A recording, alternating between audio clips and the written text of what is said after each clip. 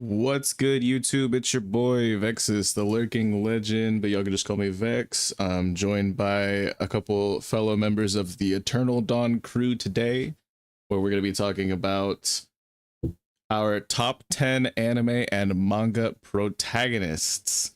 We got a bunch of us have compiled our lists, and we've also asked our community members from the Eternal Dawn Discord, link in the description, for some of their takes as well. So stick around for a little bit later where we're going to be shouting out some of those. But yeah, it's going to be huge. It's going to be vibes. Cannot wait.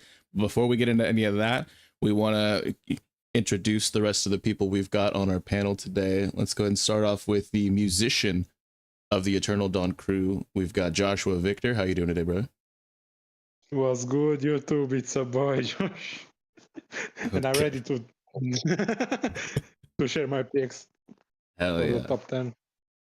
Hell yeah, hell yeah. Next up, we have the first mate / historian of the Eternal Dawn crew himself. We have Kube of the Red Sea. How you doing, brother? Hey, what up, guys? Well, I'm ready to bring some shock value to this crazy stream and, bring a bit of nostalgia. And I'm hyped.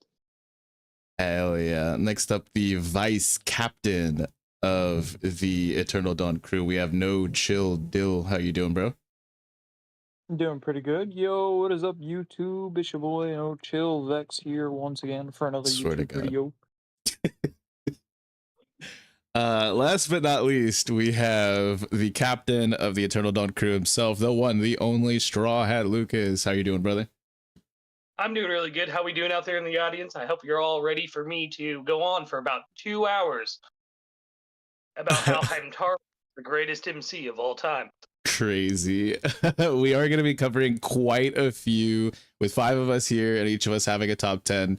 It's going to be a long list of individuals to get through, so we're going to be kind of going through them at a decent pace. But real quick, before we get into that, we got to lay out the format of the stream and then shout out to some of the goats in the chat right here. I see Knack Reacts.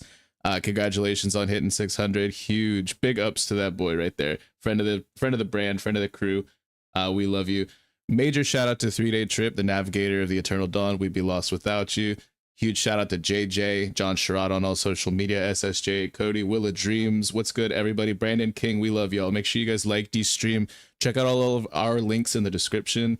And again, make sure you join the Eternal Dawn Discord, because we're going to be shouting out some of the takes from our community discussion thread. Some of the goats in our Discord have submitted their top 10s as well, and we'll be getting into those a bit.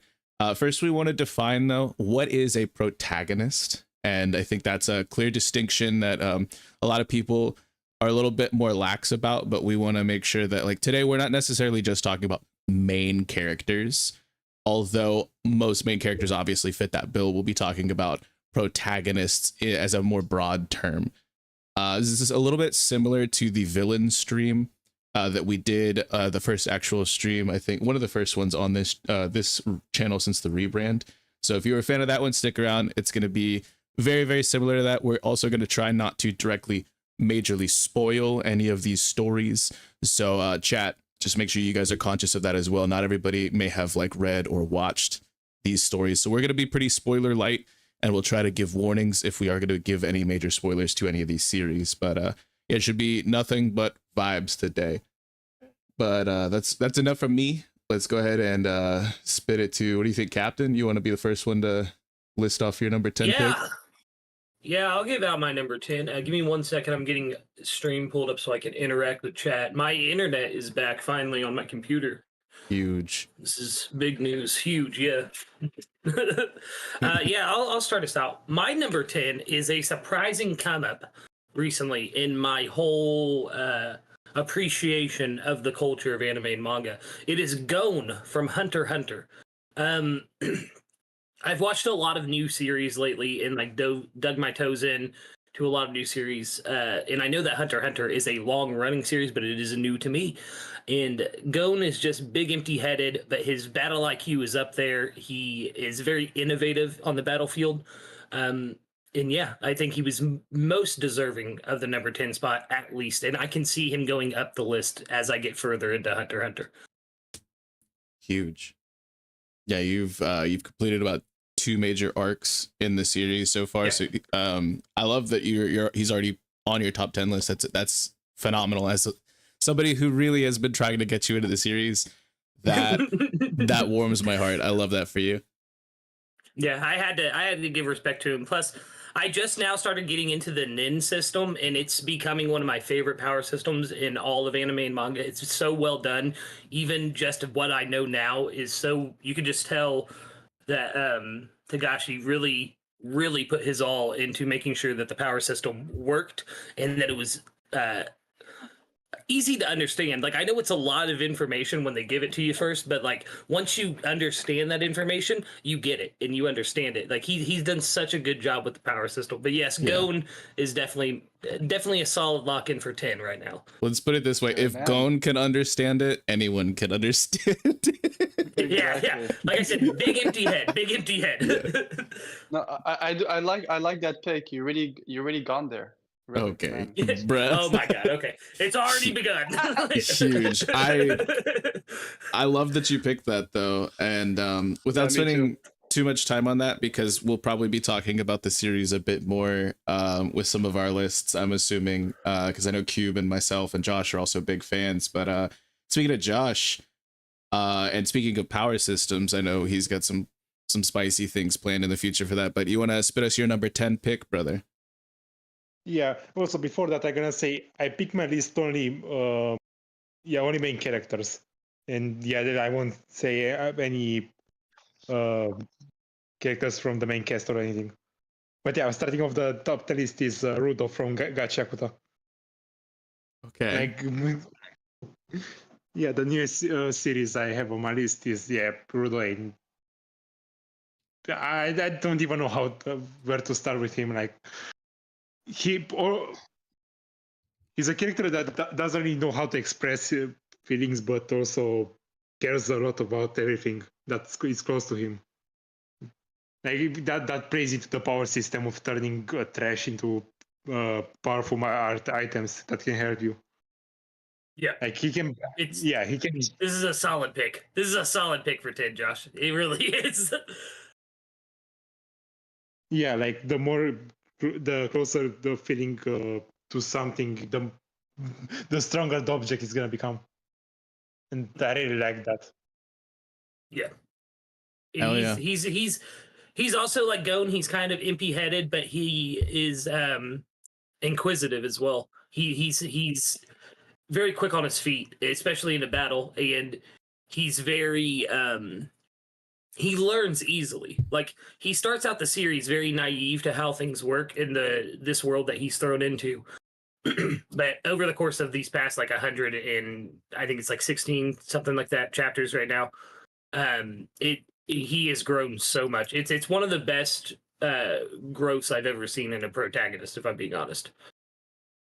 I'm hype. Yeah, because like I want to get into the series. It's definitely on my list since the villain stream that we did, and it does have an anime adaptation on the way to be announced, to be determined. But I'm super hyped for that. Like, yeah, absolutely. Yeah, read the series. I'll definitely have to. Next up though, we got our brother NoChillDill. You want to spit us your number 10 pick, brother? Yo, what is up, YouTube? My number 10 pick is Gabi Maru from Hell's Paradise. Need to get into that. I haven't started it yet. I've heard really great things. Like, I haven't seen it at all though. Yeah. Brief Great little summary. This is all stuff that you get in the first episode. Bro's wanted for being a absolute badass. No, I'm kidding. He's actually an assassin. He's a part of a greater village of assassins that are all working just under the village head.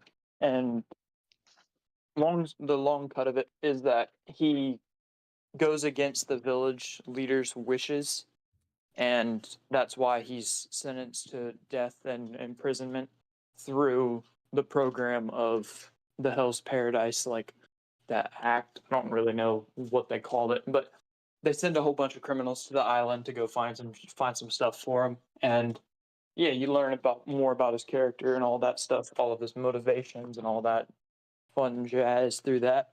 The short of it, bro's a badass killer, and he has a lot of depth to his character emotions that don't really get explained in the first 2 episodes, but past that point, they fully flesh him out.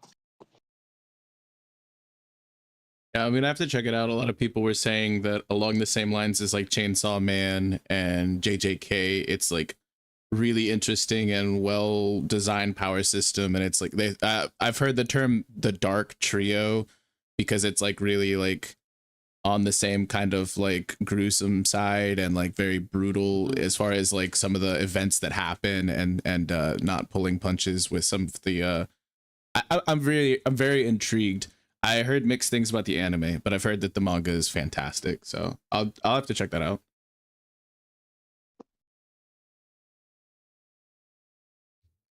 But huge. That's gonna bring us over to Brother Kube. You want to give us your number 10? Okay. Yeah, so like this, everyone should know that my top 10 are basically, there's not one that's, basically I change every time which one's my favorite and everything. But so I'll go my top 10, which is, an old school one. And I think he's like, for me, I just love him as an MC, as a kid. Nostalgia 100% with him, most likely. And is the captain of the Japanese soccer team, national team, Captain Tsubasa Uzora from Captain Tsubasa. Overall, I think like he's a great protagonist to the story, good stuff. He's not in depth as most of the other ones who will be higher on my list, and you'll understand why. But I've always loved him since I'm 8 years old. I'm in my 30s now, so it's one of my oldest relationships. That's awesome.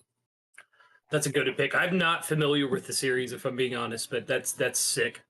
To have a relationship with a character for that long in any capacity is amazing. Yeah, like he's a balance. Like I say to people, like it's like there's some stuff, obviously, but in terms of balance, like it is what you want as an MC, and it's I think Captain Tsubasa is a bit after or a bit before Dragon Ball, so it's like a very long, sport manga, and he's the perfect balance. You have good moments. He has challenges. He faces them. This kind of stuff. So yeah. Hell yeah. No, I've never really been like super into sports anime, but I've heard that that's one that's like absolutely goated. I've heard you talk about it more than a few times.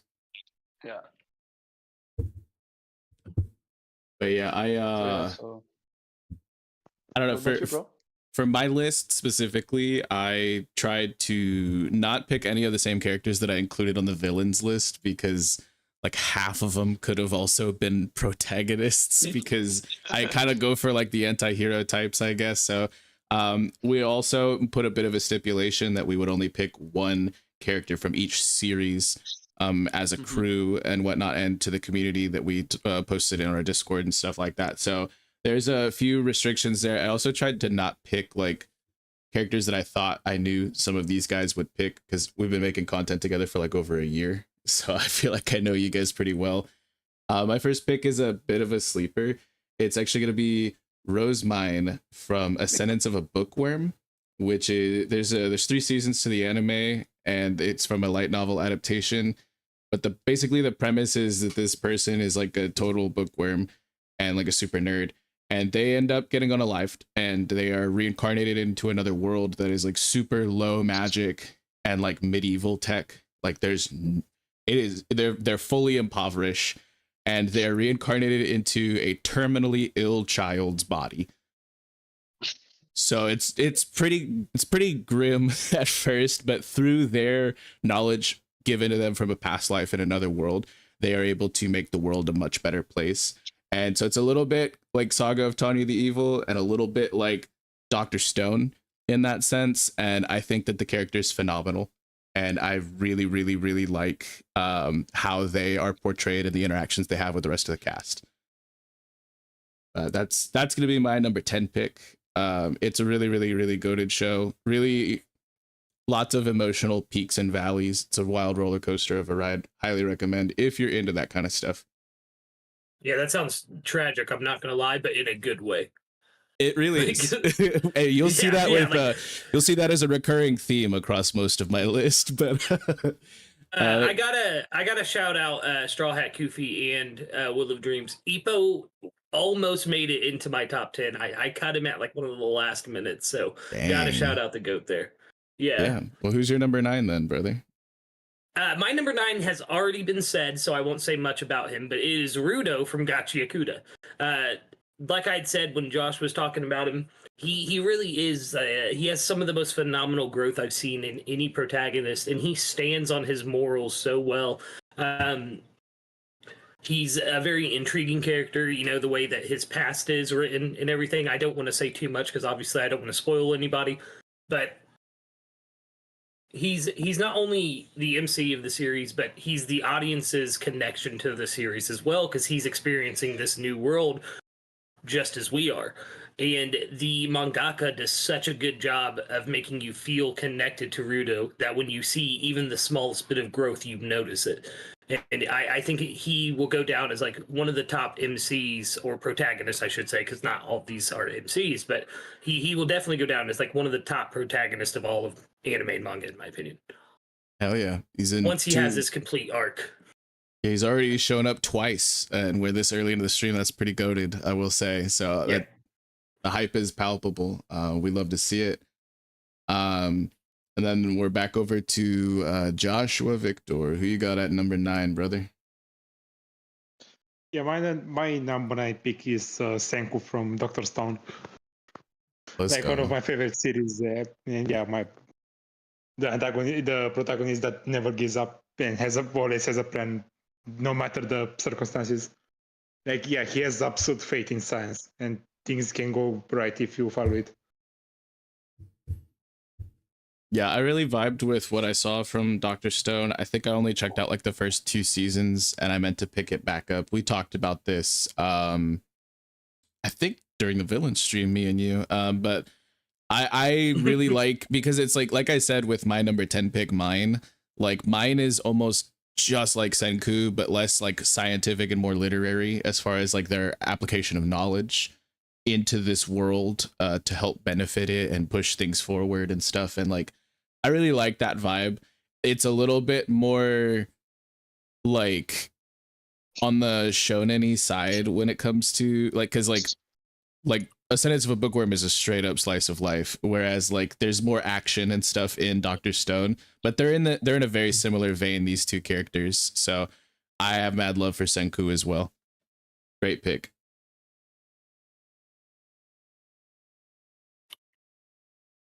All right, then let me move on over to Dill once more. You got your number 9 pick ready, bro? Yeah.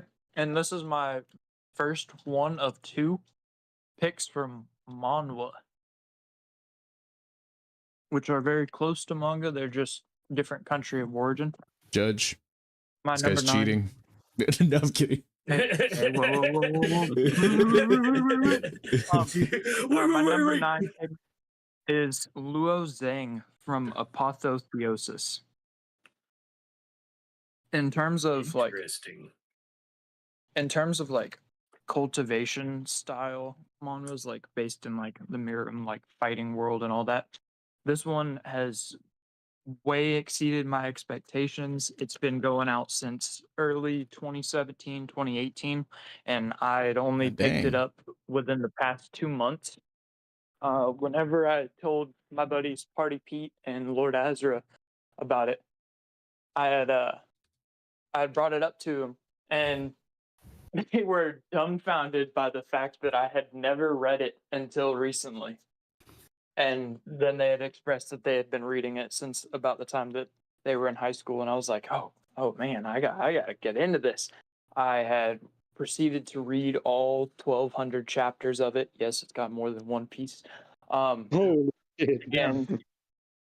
And I fell in love with the character Luo Zhang because he's put into situations because of the world structure. And without going into too many spoilers, bro lives in a world that's inside of a world that's inside of a world that's inside of a world.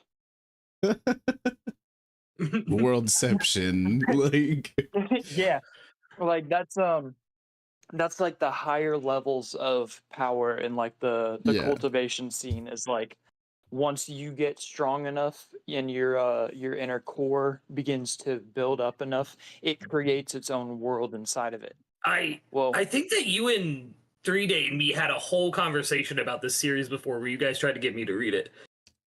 That's so crazy that Homeboy is like 5 MCs in one, because he's like the MC of like 5 different worlds or whatever. You know what I mean? Like, Yeah, and it's like it's wild because he just shows up and everyone's like, oh well, he's only this cultivation rank, and then he proceeds to go and fight against people that are like 5 to 7 cultivation ranks higher, and everyone's just like, oh my god, how is he doing it? He's quite actually built different. He's built to fight the world. Built different. huge. I've barely put him at my dabbled number into 9, but manhwa, but I'm interested. yeah, it's been going for a while, as I stated. Not as long as One Piece, but yeah, it's got more chapters than One Piece just because of like the length of chapters versus like it being converted over from a light novel to an actual manhwa in full with like colored pictures and all that. But it's at 12:39, and that chapter came out 2 days ago. Wild. Jeez Louise, Papa Cheese. Huge. That's the first one. Next up, it's gonna be Kube. You got your number 9 ready for us? Oh yeah, my number 9 is gonna be the biggest surprise for people who know me. They're gonna say, "Cube, you chose him. I never knew you liked him that much." He So is, good, yeah, definitely, yeah. He's a man that luck isn't a thing with him. He's got a heart of the card. He's a great grandson. Oh my He is the goodness. king of games. Himself, Yugi Muto from Yu-Gi-Oh! Yo, move. As you know. Yo, move! Wow, that was weird, Vex. That's hilarious. But yeah, for me, it's Yugi Muto. You know, I just love the character. Has some of his flaws. I do say that he's one of the biggest cheater because he has the spirit of the king of games, but that's okay, you know. But I overall love the character. Yeah, you got a 2 for 1, really, because like the whole Yami Yugi, like Exactly. That's hilarious. I don't know. Me, I was a Joey fan. He cheated the least amount specifically, but Yeah. Yugi's pretty based. I'm not gonna lie. Yeah. I'll be honest with you. Joey's my favorite character. The reason why I chose Yugi, I just realized like I was going on the whole story, and I said just, you know, even though I love Joey, it's Joey and Yugi all the time. I prefer a bit sometimes Joey more, but I just said, you know what? But in terms of overall plot, it always comes from Yugi. You know, Joey is obviously the best wingman. You guys are crazy. Obviously, the protagonist of the original Yu-Gi-Oh anime is Bandit Keith. In America. No, bro, In America. Bro's got an entire organization built up just for himself. Bro. This is facts. This is facts. Bro flies in on a jetpack when he could easily just walk. It doesn't matter. Walking's He for the got impoverished. all 4 Blue Eyes White Dragons just to rip one in half. Damn. So that way nobody else would have it. That's the epitome of if I can't have it, you can't. Dude, Dang. Brandon King. Hold on, Brandon King just drew like snipes shots at Deku. Damn. That is crazy, but like I'm gonna say right now, Brandon King, you just probably became best friends with SSJ and Cody, because I know both of those individuals are in his top 10 as well. That's crazy. That is crazy. Huge shouts.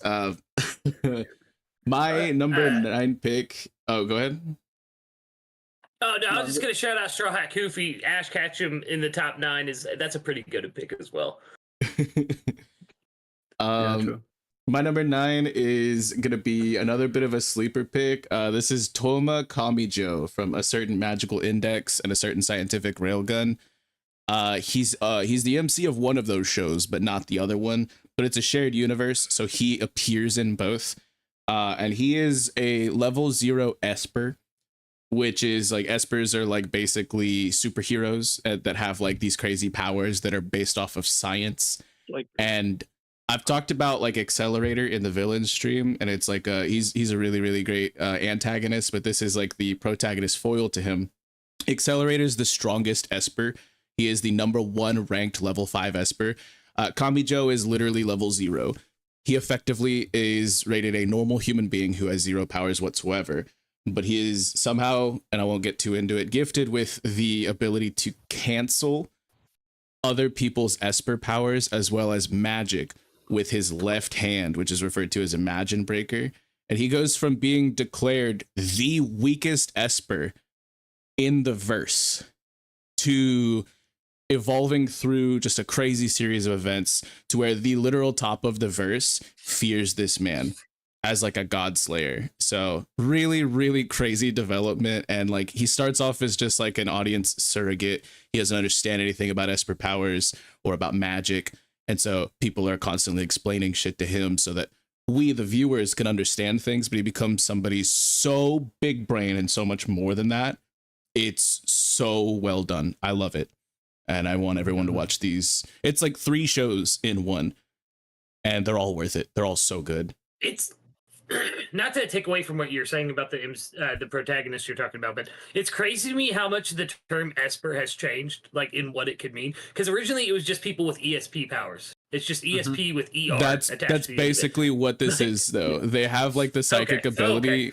So like, I won't get too into it. Because you said something about tech as well, and so I was like, wait a minute, what? It's through scientific means that these people are able to psychically manifest like crazy like results. Okay. So it's so complicated, and it's not magic, because magic is a very different thing in this verse that also exists.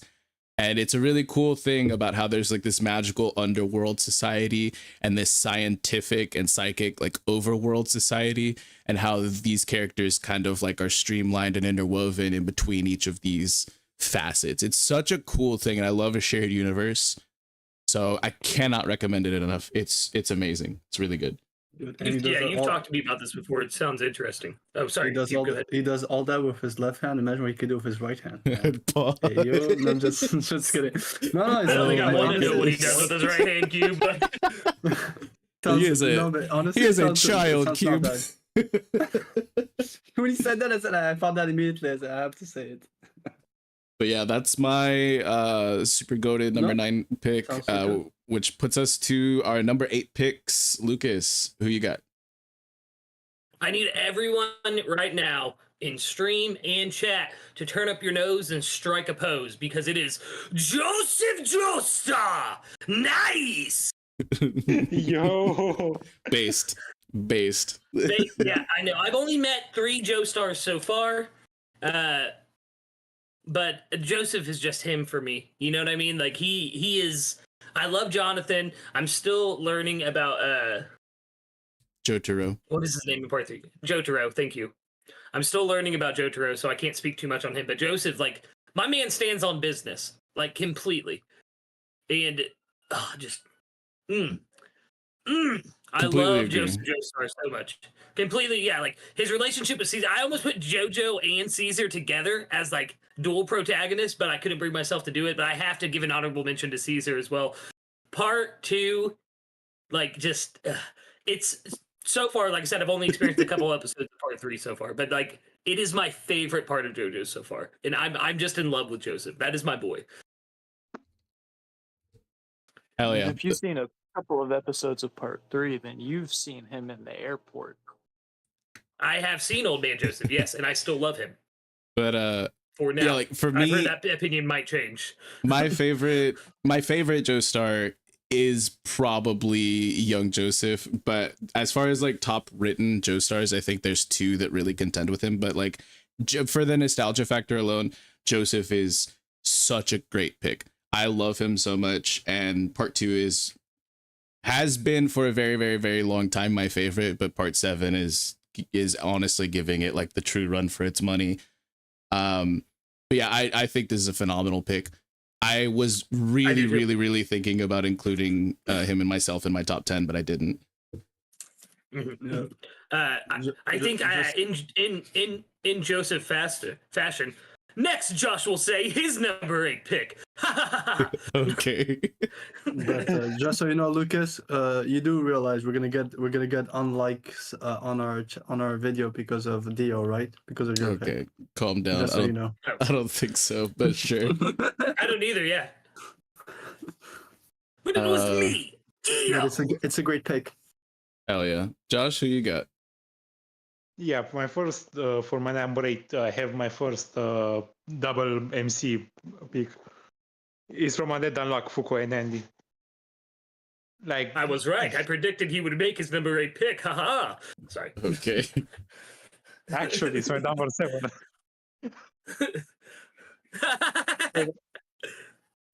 But no, it's my number 8 is them. Like You said from Undead Unluck? yeah. I've not read that, but I keep seeing trailers and stuff for the anime, and I'm thinking about getting into it. Bro, like it's so good, and also having 2 protagonists, like it, in a way, it's like done and having the romance aspect and the author really inspiring from rom-coms and slice of life. Oh, I'm already sold. You've got me now. And yeah, you have a character that at the start of the series wants to kill themselves, and the other character that literally can't die, so they literally made for each other. Wild. That's awesome. Yeah, you've been talking about this series for a long time, and I've heard a good bit about it, but I just have not had a lot of time to get into other series. That's not necessarily new at this point, but new to me, you know. But it's definitely on my list. I was putting together an anime list, like a my anime list this week, because this was actually harder for me to put together. Like like the villains list was way easier for me. But and I made sure to put that on my plan to watch list just because of you, Josh. Yeah, watch it, read it, whatever. Get into the series. Hell yeah. All right. And then we are back over to Brother Dill. Brother Dill. I think you've heard this one before, but this one was also on my villains list.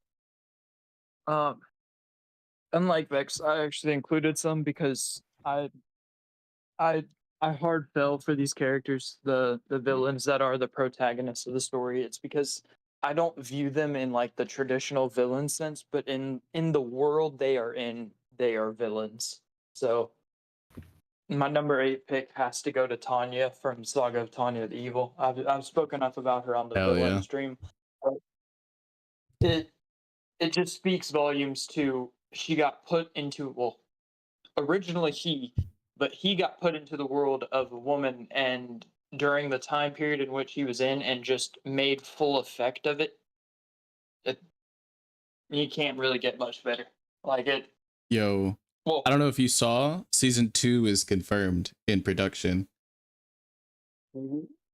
Oh yeah. When I was making my anime list recently, I was looking at like what's in the future. It's not going to be, I don't know if it's going to be in either the first 2 seasons of like 2025, but maybe in 2026 we should be seeing it. I'm so hype. Hell yeah. Hell yeah. It is a really goated series. It's like the flip side of the coin from Ascendance of a Bookworm, because this person gets reincarnated. It's a full-grown man who gets reincarnated into the body of like a little child. But instead of trying to go to war with God like Tanya does, my number 10 pick wants to make the world a much better place. So like it is like the whole flip side of that coin, but I'm here for both sides of it, you know. Like it's still so good. Like it's one of the best isekais, honestly. All right. So the time period in which I watched this, it was the first isekai I had ever watched. I had never experienced an isekai like this, and the formula that they used for it has been replicated throughout since, and they just did it so masterfully created. They crafted the world. They in the first episode had you falling for just a slice of life, real world anime, and then all of a sudden, next thing you know, the next episode she's in the middle of World War II. Yeah, it gets pretty crazy. Yeah. Huge. Cube. Who you got for your number 8 pick? Oh, my number 8 pick. So he is the DMC protagonist, naming or how you want to call it, which for the only one of the first time where I wanted to see his downfall. The Dark Prince himself, the man that believes that he became a god, so he became a devil. Light Yagami from Death Note. I'm sorry, dude. Dude, I was waiting for his downfall. Such a great written character. Yeah, that is, I knew he was going to be on this list.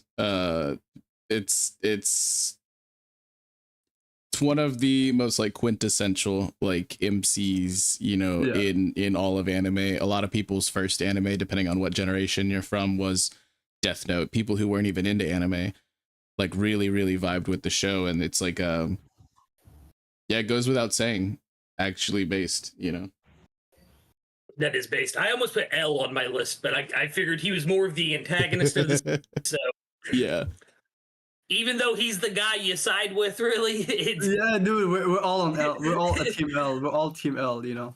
Yeah, That's like, that's why I couldn't decide, because I was like, I really don't want to put fucking Light on my list, like. Yeah, but people don't realize. I think we're a lot of them like this, but when I finished the manga before the anime, so I actually had a good ending and everything, and I was like, when I saw that it was at least over with Light, I was so happy. And it was the first, one of the only times where I was happy, where the character that was introduced to the story, I was happy for his downfall. So well written character. Tori Mori, Light Yagami ran so Walter White could power walk is insane. And kind of accurate. The power walking just reminds me of Hal from Malcolm in the Middle, like Bryan Cranston's other role, like major other role, when he's doing the power walking in the little fire suit. Yeah. It's so funny. With the helmet, like the Uzumaki helmet. Like, I don't think like the Pikmin helmet. Yeah, that's I knew Light was gonna be making an appearance on at least one list, and so I knew that I wouldn't pick him. Although it was definitely somebody I considered 100%. So huge based pick. My next one, if you are aware of this, my number 8 pick is a bit of a deep cut, and I'm here with you. We've gone through the pain. It's fine. It's over. We got through it, guys. And if you haven't seen this yet, go check it out. But my number 8 pick is Yuzuru Otanashi from Angel Beats. And I cannot I cannot say too much about this pick without spoiling major events. But this is one of the, like, I don't know, like, I was going through like a bit of an age of enlightenment and like trying to become a better person myself whenever I first watched this, and the true work that this MC had to put forth in order for all of these other people's dreams to come true, and being the feeling of being left behind, and like making like you don't know if like it's the right choice because it feels bad, but it's right for other people. And there's so much nuance to everything that this character goes through and the writing of this story, although it definitely has like some parts where I'm just like, what the heck is this? like I don't like season 1 of JJK, there's just an episode where everyone's playing baseball. Literally the same thing happens in Angel Beats, but like it's such a hit. Like, it kicked my heart in the ass. Like, it actually did. It was insane. And if you have not experienced it, give it the 3-episode test. The 3rd episode is a masterpiece, and the ending is so goated, and I can't say much more. But yeah, it's a phenomenal series with a phenomenal main character. But you've been warned. It's heartbreaking. I watched the first like 4 episodes, I want to say, of Angel Beats when it was first coming out, and then it wasn't that I didn't like the series or anything. It was one of those shows where I was catching it, and then I'd forget it was on, and then I'd catch it and be like, oh yeah, this was real good when I last watched it. So I really do need to go back and rewatch it from start to finish. It's an experience for sure. If you cut out the intros and outros and like just like watch it all in one sitting, you can knock it out in like 5 hours. I did that once. Nice. I don't know if I would recommend putting yourself through all of that trauma in such a short amount of time, though. But it's really good. I watched Made in Abyss season 1 in one night, so I think I got this.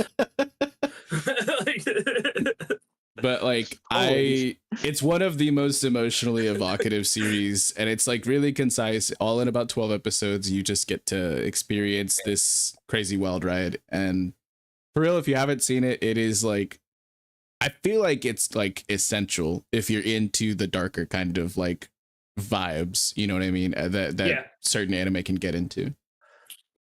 Well, I remember when it was coming out, the art style, everybody was talking about it being a seinen and like more adult themed and everything. And I remember seeing the art style and be like, this can't be what people are telling me about, right? it's like Madoka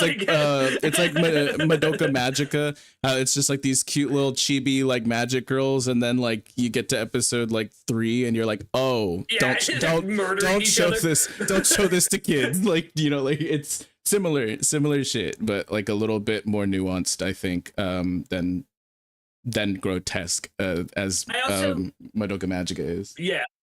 Well, just like with Made in Abyss, it's like, oh, look at these little kids. They're diving down into this little hole and stuff. Oh my God, they're being torn in half.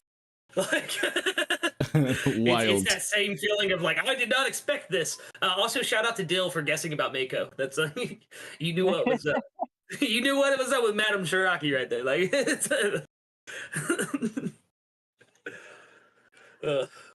yeah, that brings us to you, bro. You're number 7. Oh, number 7. Let me pull up my list. Surprisingly, my number 2 villain was Johann Liebert from Monster.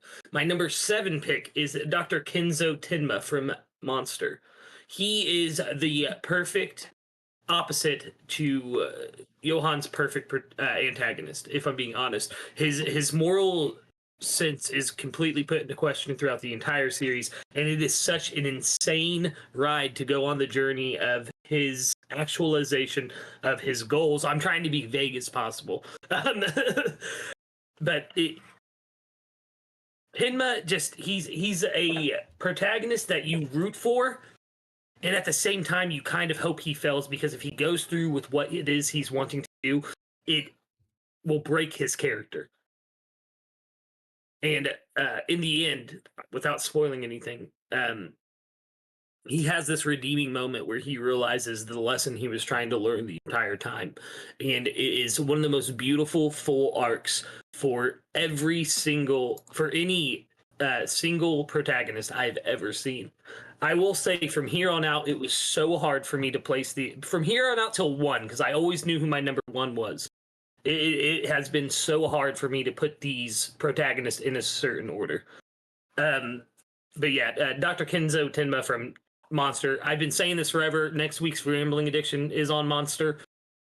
Go read or watch Monster. It is one of the best series you will read. It has a kind of a slow start, but there's enough intrigue in the start to keep you interested in reading or watching.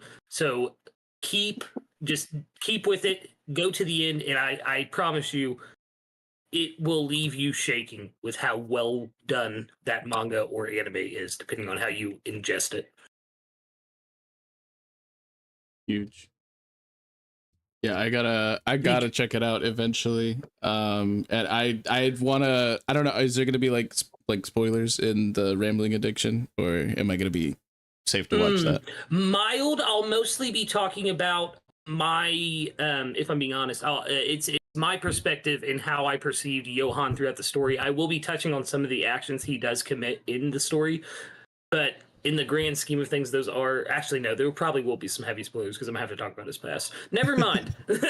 Yeah, I'll probably have to watch it sooner rather than later, so I can make sure to check out that peak Rambling Addiction episode for sure. Thank you. Brings us to Joshua Victor for your number 7 pick. Hold on, what was that, Cube?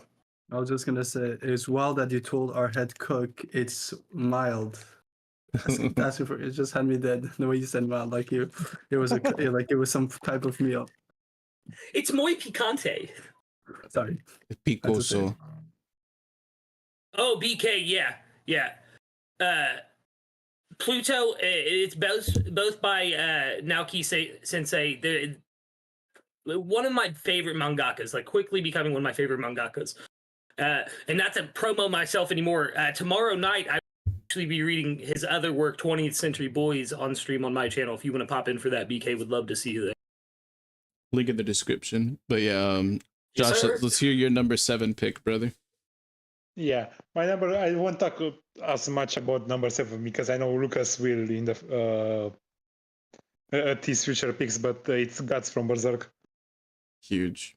Yeah, I knew it was gonna show up on like at least 2 lists. Like I knew for a fact there was no way we were getting through it without talking about one of the goats. A lot of people. I was checking on my anime list. He's like very, very highly rated on favorite characters, and Oh, yeah. yeah, I myself I've only gotten so far into Berserk, and it was difficult for me to continue on. But so many people who I trust their opinions and are very important to me are absolutely obsessed with this intellectual property. But I'm sure Lucas will have a lot Oh more my to God. say later down the line, you know. There's a new chapter of it out today, and I forgot completely. I need to read it. That's Yeah, hilarious. Josh is like, oh, shit. That is hilarious. But we will After be the stream, getting guys. After the stream, guys. yeah, we'll be Yeah, getting yeah, I know into what I'm doing for the next 5 minutes. we'll be getting into Oh, gosh, I just saw it. Wait. The chapter's title is called Violent Reunion. Holy I'm shit. actually really glad you introduced me, or I'm sorry, you interrupted me so I could preface this with this is gonna sound weird, but we'll be getting further into Guts later on in the stream. Yeah, we will. That brings us to No. Dill's Resume. number 7. All right. So, speaking of what me and BK had just related to in the chat, at my number 7 pick, I have Spike Spiegel from Cowboy Bebop. Goated. That's a good one. Essential. Yeah. So, Had to happen. yeah, bro was a part of a crime syndicate, wanted out because he fell in love. They obviously had a problem with that. It's kind of a reoccurring theme. Not to spoil too much, but Gabimaru did go through almost that exact same thing. The entire story is just following him and his marvelous misdeeds. Yeah. I love the way that his character is given to us in like little tidbits and little interactions through, because it's like a very episodic kind of format. Just Cowboy Bebop in general is like just very, very widely received as a masterpiece, and Spike is a huge part of that. One of the first MCs that I really, really was just fascinated by in my anime watching experiences, because that was just the generation I came from. Like literally an essential pick for a stream like this. It had to happen. So I'm glad you picked him.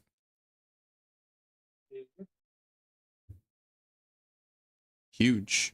And then we got Kube. Yeah, I'm sorry. I kind of blanked there for a second. I got really into Berserk again. Wow. It Lock in, happens. Captain. Yeah, my bad. I'm off the chapter now. I didn't read it. Cube, your number 7 pick for us, please. Okay, time for the slander. So I decided to put him number 7 because it would fit so much for his franchise. So for me, he is a great MC. It's just, I said, as much as he is a hero, he's also a threat for his love for fighting. He did save Earth 2 or 3 times, saved Namek once. Of course, number 7. Son Krillin. Goku. Oh, Vegeta. Yeah. Oh, I'm sorry. I missed the boat there. No, I'll say this because I'll say this. I've got my only gripe with Goku is in Z, but I love him in Dragon Ball, which I think he's Yeah. goated in Dragon Ball. So I said number 7, obviously, for the 7 Dragon Balls. Yeah. I won't even lie. Yeah. I had him as number, I think it was 7 or 8 on my list originally, but then I started thinking of other protagonists that I enjoyed, and eventually Goku got off the list. Yeah, I knew he was going to be on someone's list, but like obviously when Yeah. you think of, he's on the thumbnail. Like when you think of a Yeah. quintessential like exactly. MC and like protagonist, this is like kind of the guy. Like most people on through multiple generations, like if you weren't like trying to go Super Saiyan, like on the playground when you were like a little kid. Like, I don't know who you are. Like, but like, hey, like and subscribe. You know, like He's the Yeah. shonen Superman. He's the Crazy. shonen Superman. You know, you can't talk about This is superhero facts, without yeah. Superman. Same thing with Goku. Crazy you said it on the playground when I just tried it in the shower this morning. Oh my I don't goodness. know about y'all, but I hit that Vegeta pose more than anything else. I want to be a Super Saiyan. I want to be a Super Saiyan. He's like looking up in the rain, like the classic Balenci reaction gif. Like, yeah. And I'm sorry, there is very few. There are a lot of great anime moments, but all of the greatest anime moments are always parallel to the Goku going Super Saiyan and Namek after Krillin's death. Yeah. Yo, so Listen, That scene is so Kube. fire. BK in the chat is got mad like vibing with you and with Josh's Yeah. list because he's got Senku and Goku there. And then I'm dead at Straw Hat Kufi. He said he's taken years off of his life trying to go blonde. I think I'm close though, Koofy, because these little white hairs keep showing up on my head. I think that means that I'm close to Ooh. going Super Saiyan. Who's gonna tell him? Who's gonna tell him? You might be going instinct, bro. Yo, I'm going Ultra Instinct for sure. that's crazy. But yeah, I Masako Nezawa screaming noise. let's see. My number 7 is gonna be somebody I'm not gonna say too much about. I can't say too much about the character or about the story. But if you know, you know, and if you don't, you need to, because season 2 was just confirmed recently. From Soso no Frieren herself, the GOAT, Whoa! an absolute gem of a character, somebody who I think at the start of the journey is a completely different person from at the start of the story, and then is evolving so much more throughout the first season. I'm anime only, so I've only seen like season 1. I have not read any of the manga because I think that Madhouse just did such a phenomenal job. But if you don't know about Frieren, please do yourself the favor. It's number 1 on my anime list right now for a reason. It's like, it is so good. And I cannot wait for season 2. And the way that this character is written is similar, but very distinct. Like, unlike anything that I've ever really seen. But there are like some characters that have some similarities, I will say for sure. But I don't think anything's come quite this close in the same vein. You know what I mean? Yeah. I wanted to put her much higher on my list. I originally had her around number 4, but then some things, That's where I have it. yeah, some things shifted. But phenomenal character. Yeah. And I think this will bleed perfectly into my number 6 because my number 6 is also Frieren. Let's go. Like, Yeah, Frieren, I did not expect. I tell Vex this all the time because he kept pressuring me to watch it. He didn't really have to try hard. I was interested because he kept telling. But I did not expect to fall in love with not only this series but this character as hard as I did, and not in a weird waifu way. In a genuine, I feel for this character in seeing her grow throughout season 1. Just like Vex said, I've not read any of the manga because Madhouse just nailed it. but It's kind subtle, of in subtle a, things about her character changing. but It's kind just of in a perfect. waifu way, though. Honestly, though, kind of. Yeah, also that. Yeah, when she blows that kiss, like to my knees. Bro. So wait, she's the only one who didn't fit your whole.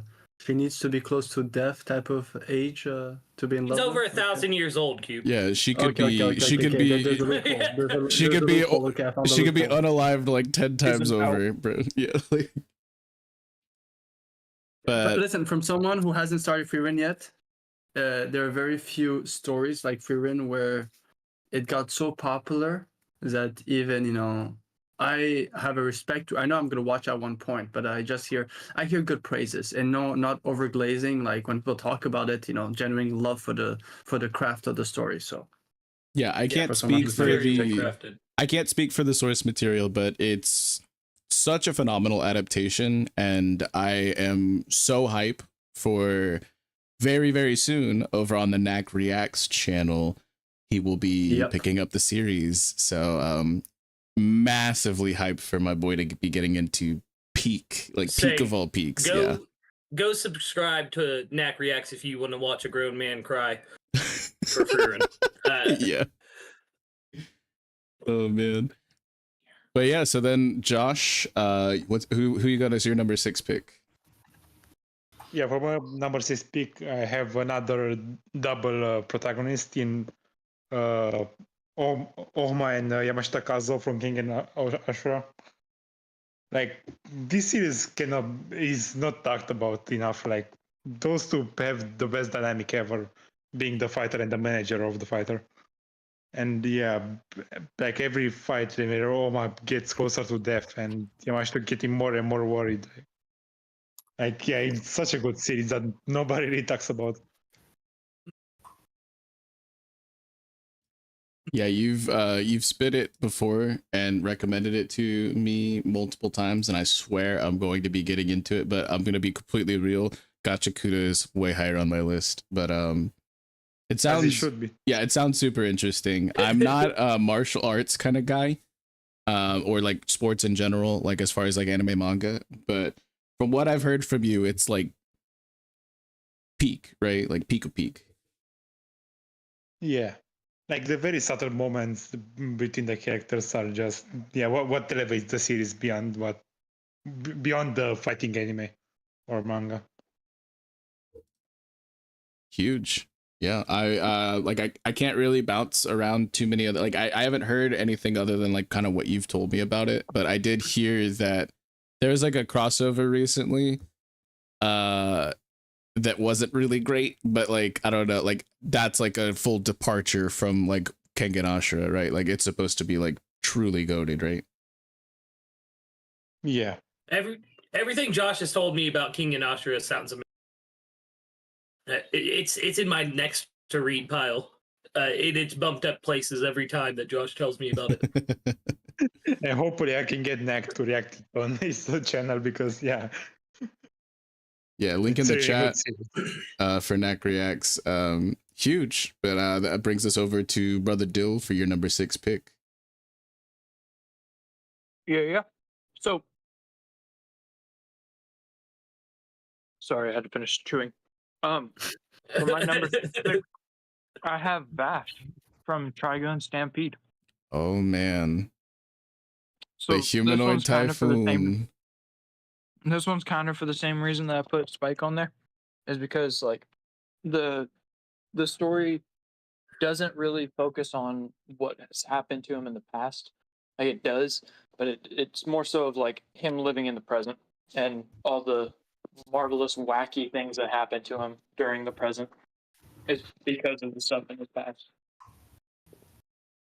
Yeah, I have the fact you said Trigun Stampede and did not just Trigun kind of grinds my gears, but I love you. Yeah. His last name is the namesake of Trigun Stampede.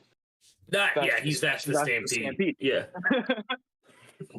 I have a very, very, very large place in my heart for the big 3 space westerns from back in the day. So you mentioning Cowboy Bebop and then Trigun back to back. I love you, Dill. Like that, like that's goated picks. Yeah, absolutely. That's a goated. Yeah, that is some goated listing right there. Remember, even if I wasn't a fan of Stampede, like the series, Trigun holds one of the most special places. Yeah, if I were picking somebody from that specific intellectual property or series, I would have gone with Nicholas Wolfwood myself. But Vash I knew it was gonna be Wolfwood. Let's go. That's my boy. That's my boy. But Vash is goated, and the Christian rabbi. And Will of Dreams in chat, Outlaw Star is my favorite of the trio of classic space western anime. I love Outlaw Star so much. I was going to put Gene Starwind on my list. I was, but he got booted off, unfortunately. Damn. Huge though. Yeah, like Vash is him. Yeah, I just realized I beat Lucas this stream. I said ass like 20 minutes ago, guys. Come on, keep up. Yeah, okay, good. I'm good. Okay. I said fuck already. I don't know what you're talking about. Okay, I didn't hear it, dude. I did not hear it. Killer, I said death, all within the first 30 minutes. Our virgin ears, guys. Yeah, but that brings us to Kube for your number 6 pick. Who you got, brother? So okay. I'm going with specifically, even though I've always had issues with how the anime was done with that storyline, but in terms of the manga, for me, he was the GOAT, and it's Asakura from Shaman King. Always liked his very cool, Shaman nonchalant King. demeanor. And I'll say this, even though he seems like very, lazy, very, very laid back, here's what I like about an MC. He doesn't need to talk much, but he acts. And he's a good friend. So yeah, put him at number 6. Nobody tell Cube I gave Shaman King a 5 on my anime list. But Yeah. you heard Okay, what I gave said? it a 7. I gave it a 7. It's a good show, No, but- man. Yeah, like, No, but did you hear what I said? I have my issues with the anime much more than for One Yeah. Piece. The manga, I've always said that if you read the manga and then you get to the anime, you'll understand. There's a clear difference between both. The manga is 100 times more goated. Yeah. 100 times more goated. Gotta shout out Kofi again for bringing up Urameshi in the chat. Yeah, Yusuke is goated. Yeah, man. Yusuke almost made my list as well. Same. Yeah, it was so painful, but yeah, that brings me to Tried not to go in with nostalgia glasses, if I'm being honest. I just figured Cube was gonna pick him, so I'm almost positive Yusuke's in his top 3. But Really? You think it's in my top 3? Well, we'll see about that, man. my number 6 pick is, let me count, 1, 2, 3, 4, 5, 6. All right, here we go. The heavy hitters. We're getting close to the top 5, guys. I actually was blown away when this person did not enter my top 5. My number 6 pick is Chise Hattori from my Ancient Magus Bride, which I've spoken at great length over on Straw Hat Lucas's channel during the Rambling Addiction that I was featured on about this series as a whole, so I won't spit too long here. And I've also talked about it in the villain stream and just like all the time in Discord. If you're ever on VCs with me, this is one of my favorite series of all time. Chise is, I had a hard time picking between Chise and Elias for like who I was going to slot in here. But Chise is somebody who I resonate with so greatly from the very first episode. It's not a spoiler, it's literally in the synopsis, is that she was willing to throw away her entire life.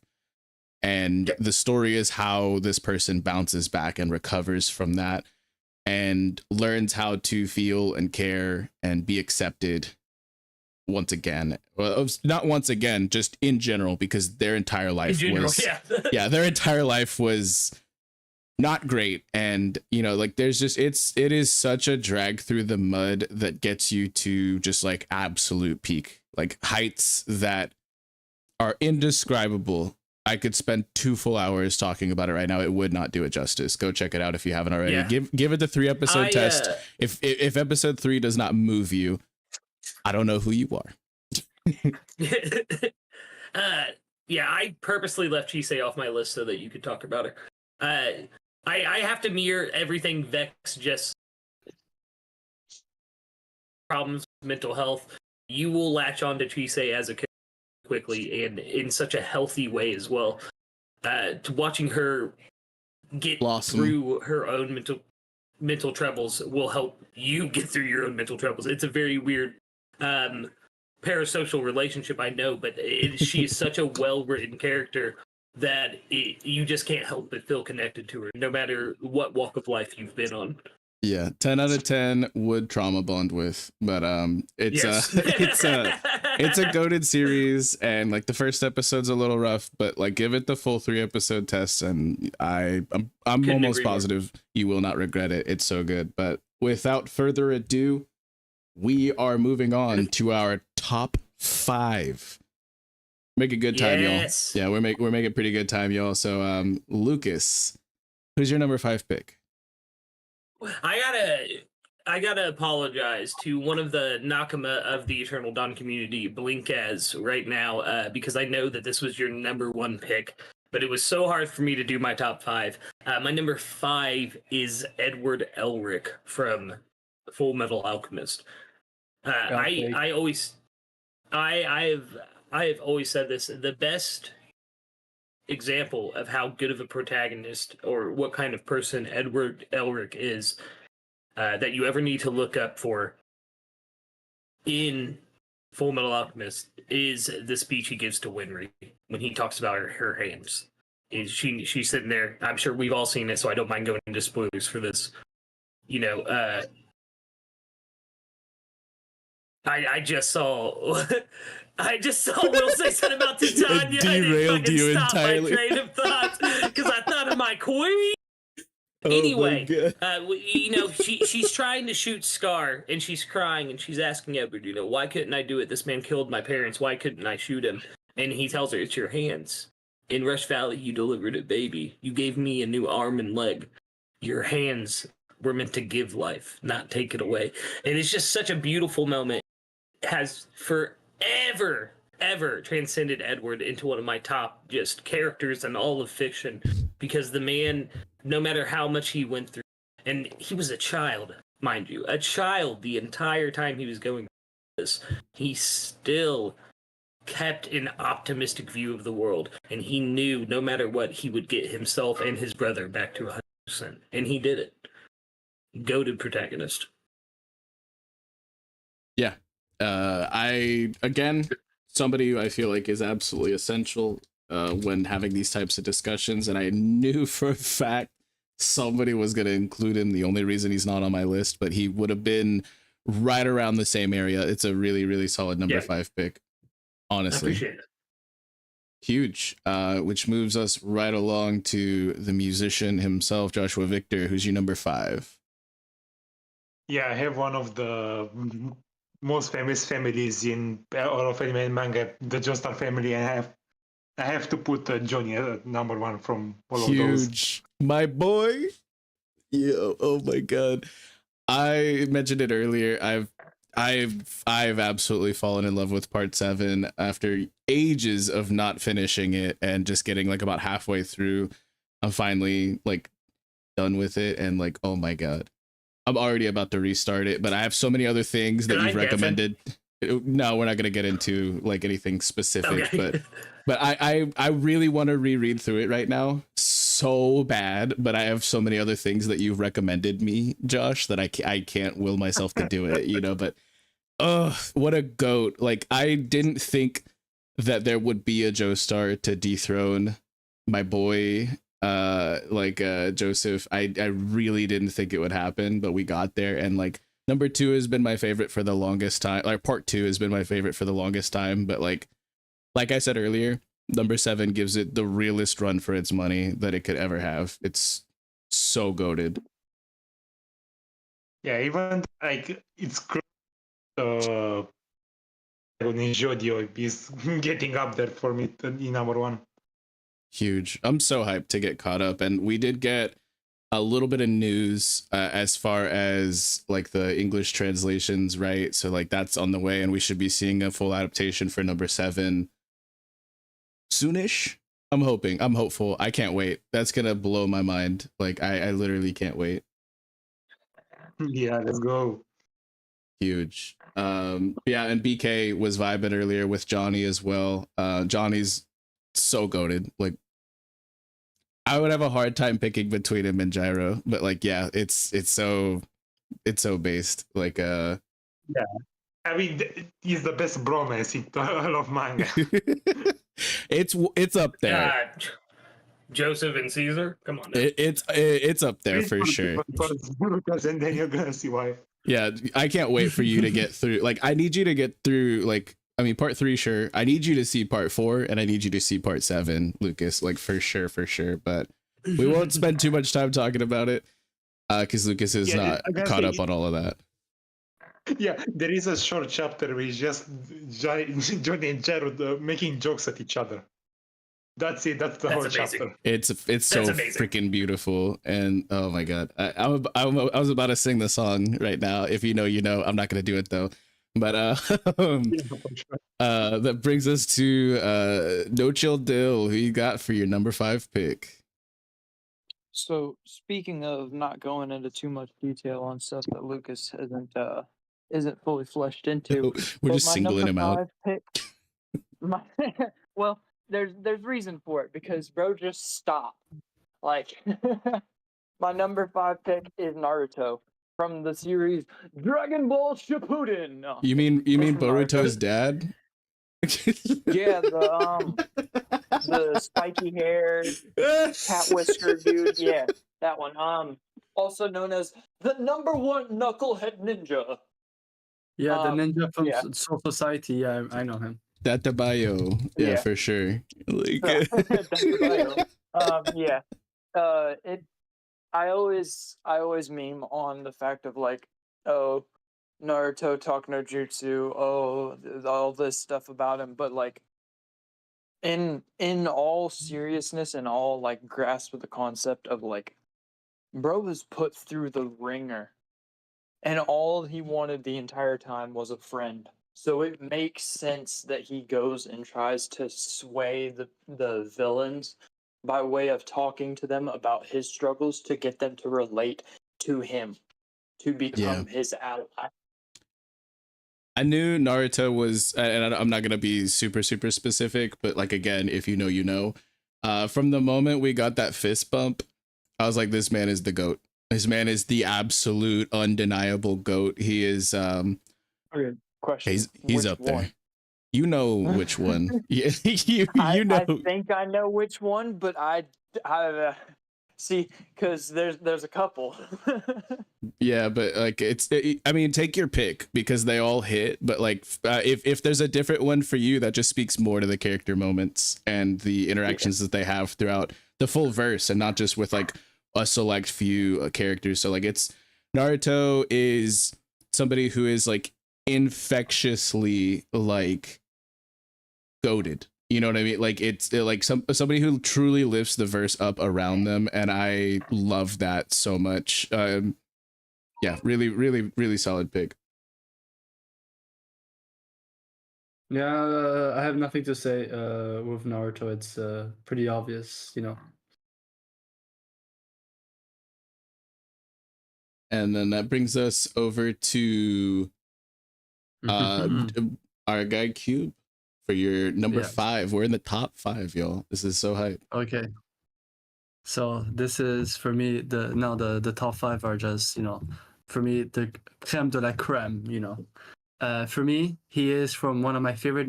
I'll say this: other than One Piece, is my other favorite manga of all times. I've read it like countless of times. The MC from Ice Shield, Senna Kobayawakawa, the Ice Shield 21 himself. Guys speaking in tongues. Yeah, I know, man. I was trying to make sure to say it right.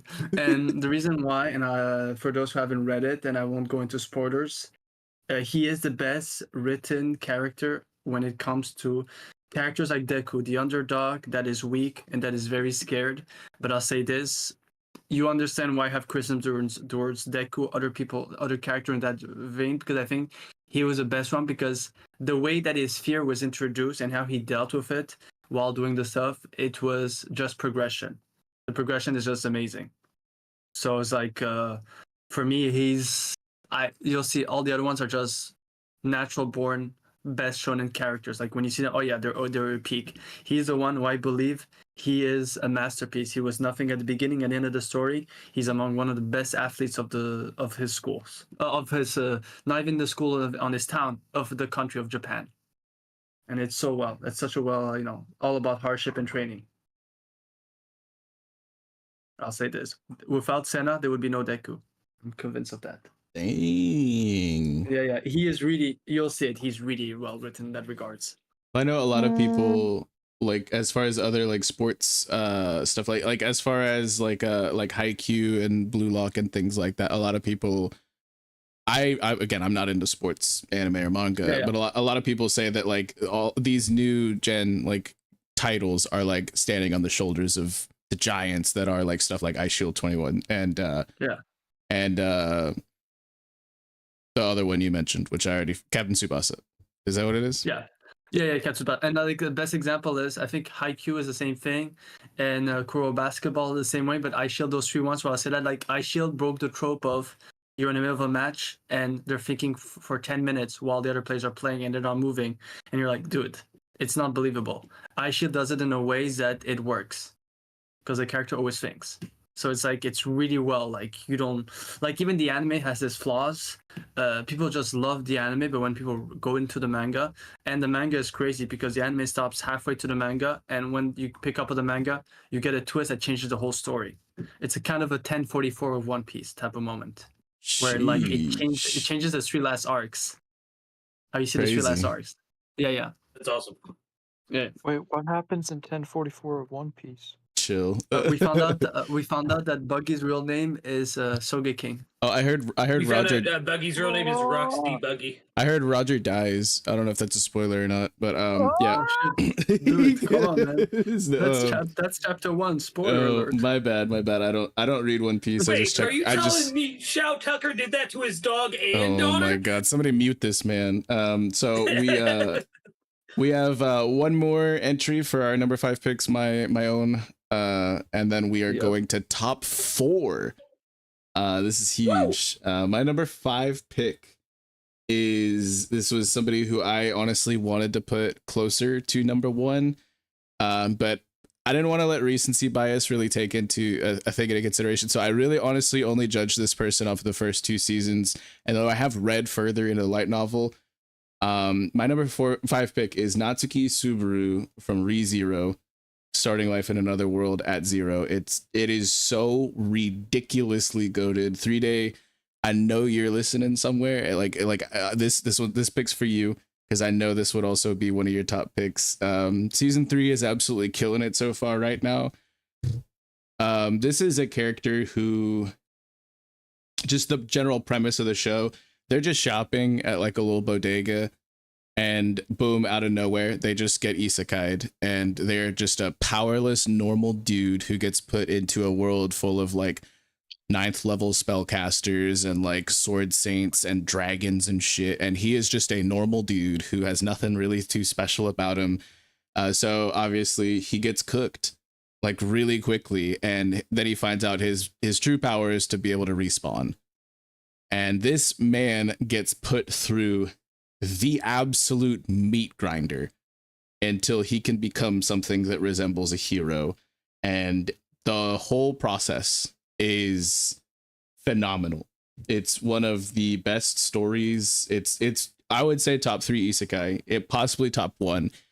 We're about to be getting into stuff that I don't even know what's going on because I only read so far into the source material, but this shit is so good. And if you have not got caught up with ReZero, now's the time because season 3 is so hype right now. Everyone keeps recommending it to me. I'm just not. I mean, I've been honest with all of you guys. I don't get into the isekai genre. This is unlike any other isekai as far as like the quality, in my opinion. There's like 2 others that even come close, and one of them is the hardest show in the world to recommend, so I won't recommend it to you. But ReZero is the one that you need, that I think everyone should give a shot. It is a little gruesome. It is very dark.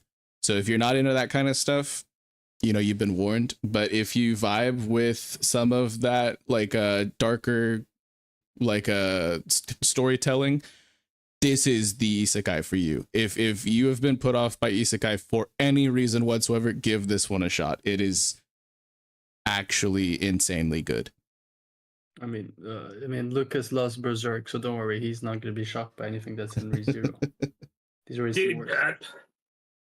I love Berserk, but like I said earlier, I mentioned Made in Abyss. That series, I stopped watching it because of how This is more impactful to me than Made in Abyss was. I'll be completely honest. Oh, wow. Yes, it's 100%. Like seeing Subaru go from just literally a normal, ordinary, plain guy to becoming a hero, and some of the top in the verse are like looking this man in the face and saying, "I'm no match for you, Natsuki Subaru." Like, it is actually insane. If my boy SSJ Cody's lurking right now too, I know this one's for him as well, because it is so goated. It's actually one of the best things that I have ever watched anime wise. It's in my top 10 as far as anime go, as well as some of the other titles that have been listed and will be listed in the rest of the stream. This is something that I am very, very, very passionate about, and I'm so sad that I didn't get to put him in my top 3, but we'll see what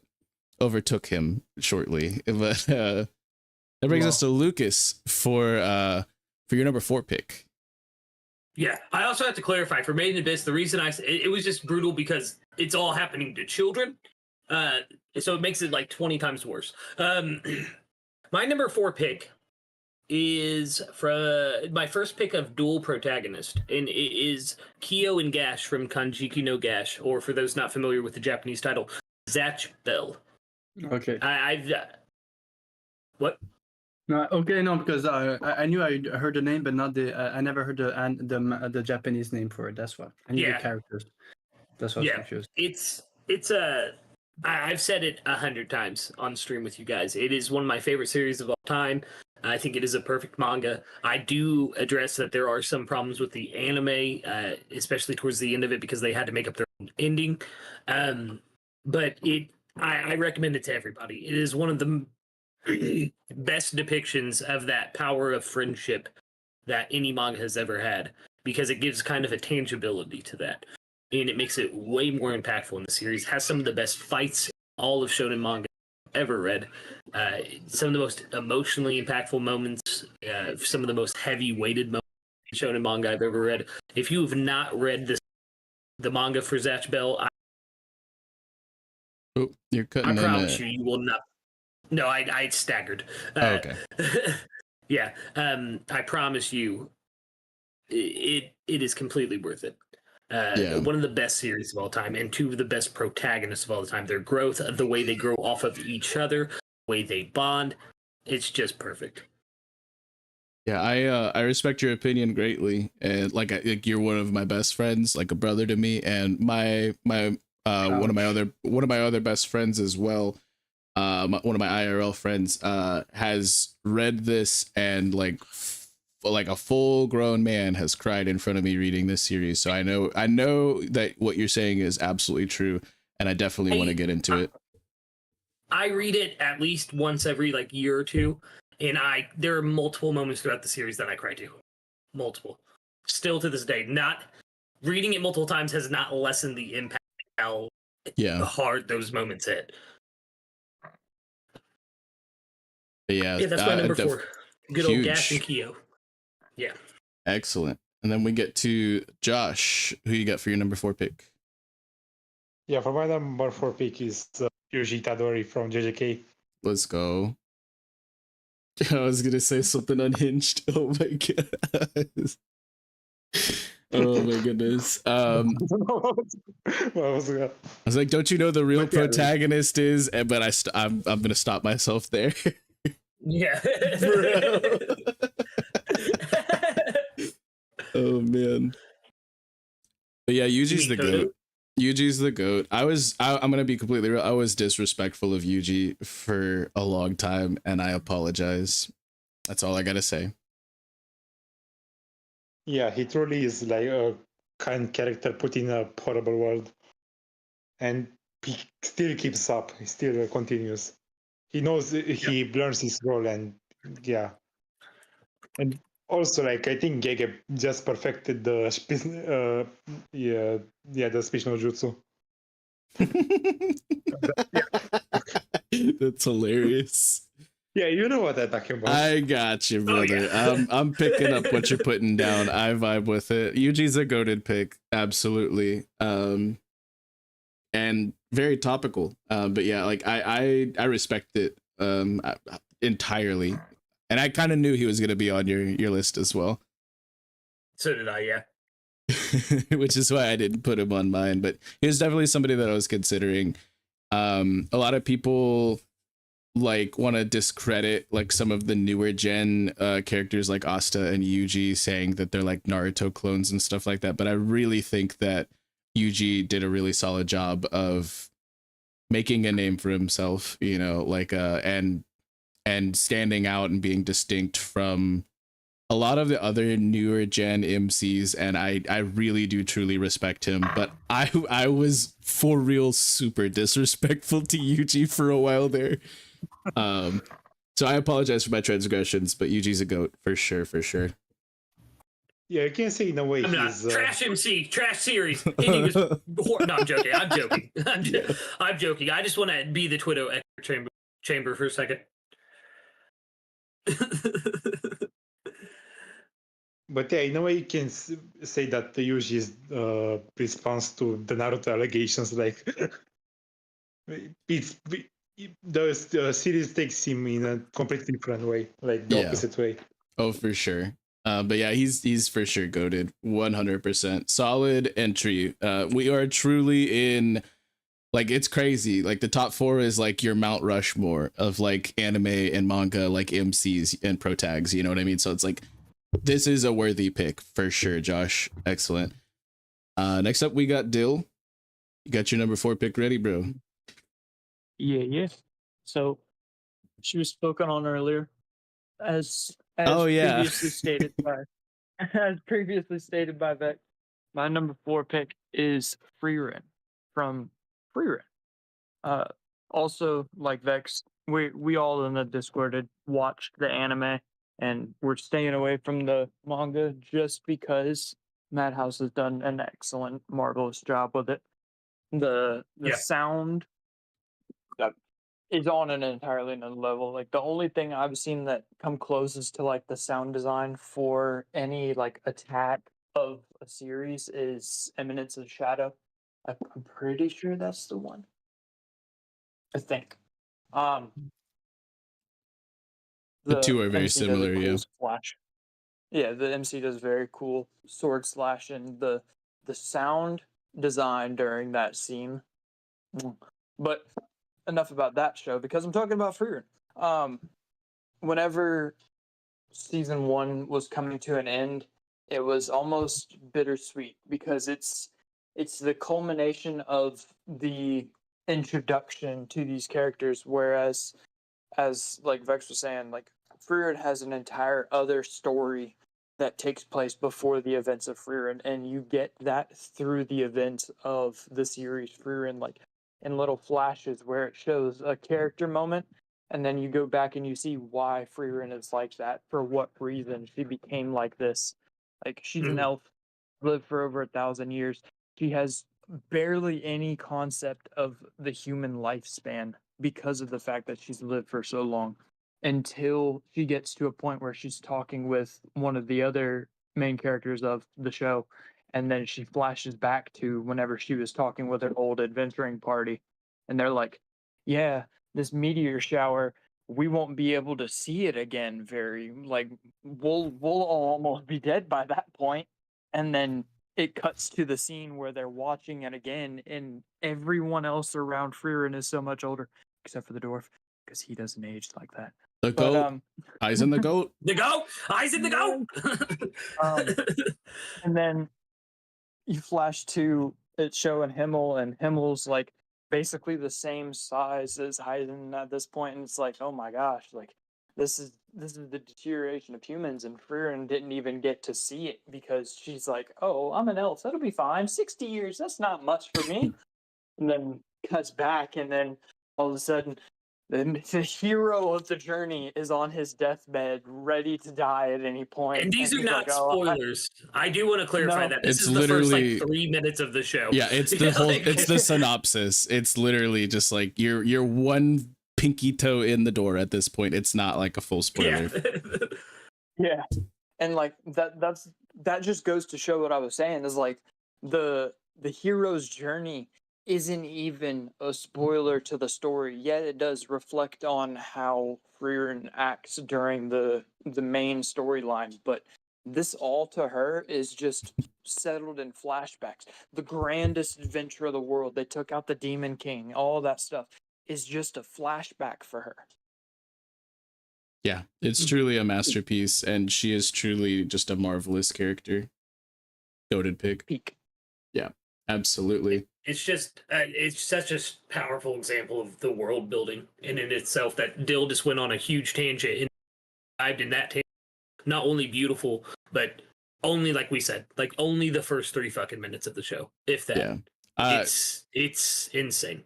And we did like a bit of a watch party kind of style for like while the first season episodes were airing, and I plan to do that again in my server, link in the description. So if you want to join a bunch of grown men crying, you know, whenever season 2 comes out, check out the link in the description. All right, brief spoiler. This is what I was talking about for like the sound design stuff. in like the 8th episode, I want to say. There's a giant dome that's made by like the most powerful mage. Nobody's supposed to be able to interact with it. Frieren straight up destroys it, and the sound design during that moment was so peak, bro. Yeah, Well, we that all, wasn't like, even- our eyes were welling. And That it was not wasn't even a even my sad top moment. moment. It's like Yeah. just perfection. That wasn't even It's like my like top moment this- as far as like sound and animation, but we don't got to go too much into it. Like if you have not watched Frieren, you absolutely must. It's worth it. It is deserving of all of the hype and praise it's gotten. Agreed. Agreed entirely. Yeah. Next up, we got our boy Yeah. Kube of the Red Sea. Okay, so my number 4. Honestly, like I said, we're entering in the realm of those who are just born different. We're just different. They're beasts. And I'm happy that Lucas, because he beat the other. There were 2 of them in that franchise I was gonna take, and Lucas took the other one. So I now feel easy to name him. The GOAT himself, Killua. My boy. So I will keep it spoiler My free boy. because Lucas is onto it. So I'll just say, until what Lucas has seen, so Heaven's Arena, I just feel like Killua is just, he's a menace. And the craziest part about it is, the one thing he loves most in this world right now is his friendship with Gon.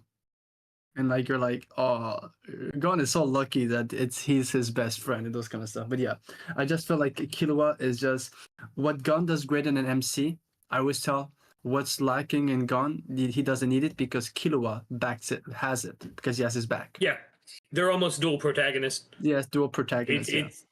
It's really They're a well done. tag I team. love I love the relationship between Killua and Gon. And as I'm getting into the York New City arc, seeing their relationship, like them playing around before the auction and everything, and like trying to get the money and then making the bet with each other and stuff. Like, oh yeah, well I'll sell more than you do and stuff like that. Like it's so goated, man. Yeah. I really enjoy Killua as a character, and him ripping out that man's heart is legit. Like what I was like, this is it. I'm hooked on this series now. Like, what was that? Holy shit! Like, Dude, there's something more. I didn't see the episode with you, but one of my favorite scenes is in Heaven's Arena with Killua is when remember one of those guys who are trying to cheat to take on Gon, and because at the time they're weaker, and he meets him in an alleyway or at his hotel room and puts a fear of God in him, and I'm like, dude's scared of a 12-year-old you child. But will then, keep this promise. Yeah, you keep this promise. I'm like, he's amazing. Killua's amazing. Oh. Killua's amazing. and then Deserves to in be that fight, top he 4. gets electrocuted, bro, and he's just standing there, and he's like, "It's just enough to piss me off." Like, You want to hug? it's like 1,000,000 volts Yeah. of electricity, and he's like just standing there, mad as hell. Yeah, I respect you so much, Cube, because I also have Killua as my number 4 pick.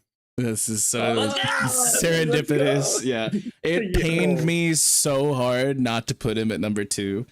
It actually hurt me physically, like because I was like mad at myself, and I have injured my toe this week, as many of you who have talked with me on VC know, and I stood up so fast I hurt my toe, so it actually physically pained me to not put Killua higher, but I also have him at number 4. Yeah, that's well. I mean, I completely understand. Like I said, he needs to be in the top 5. Yeah, If you have to put him on the list, he has to be on top 5. He needs to be in top 5.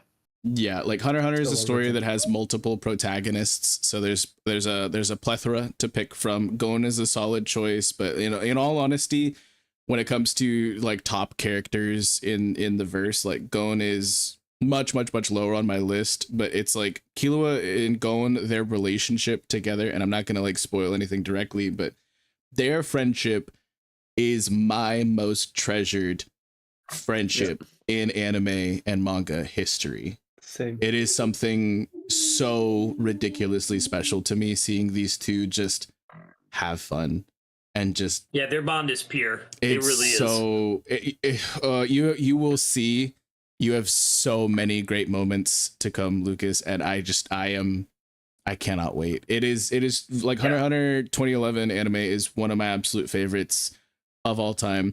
Killua is in my top 3 for that whole verse, but as far as the pool of protagonists, he's number 1 for me. And God, his story is phenomenal.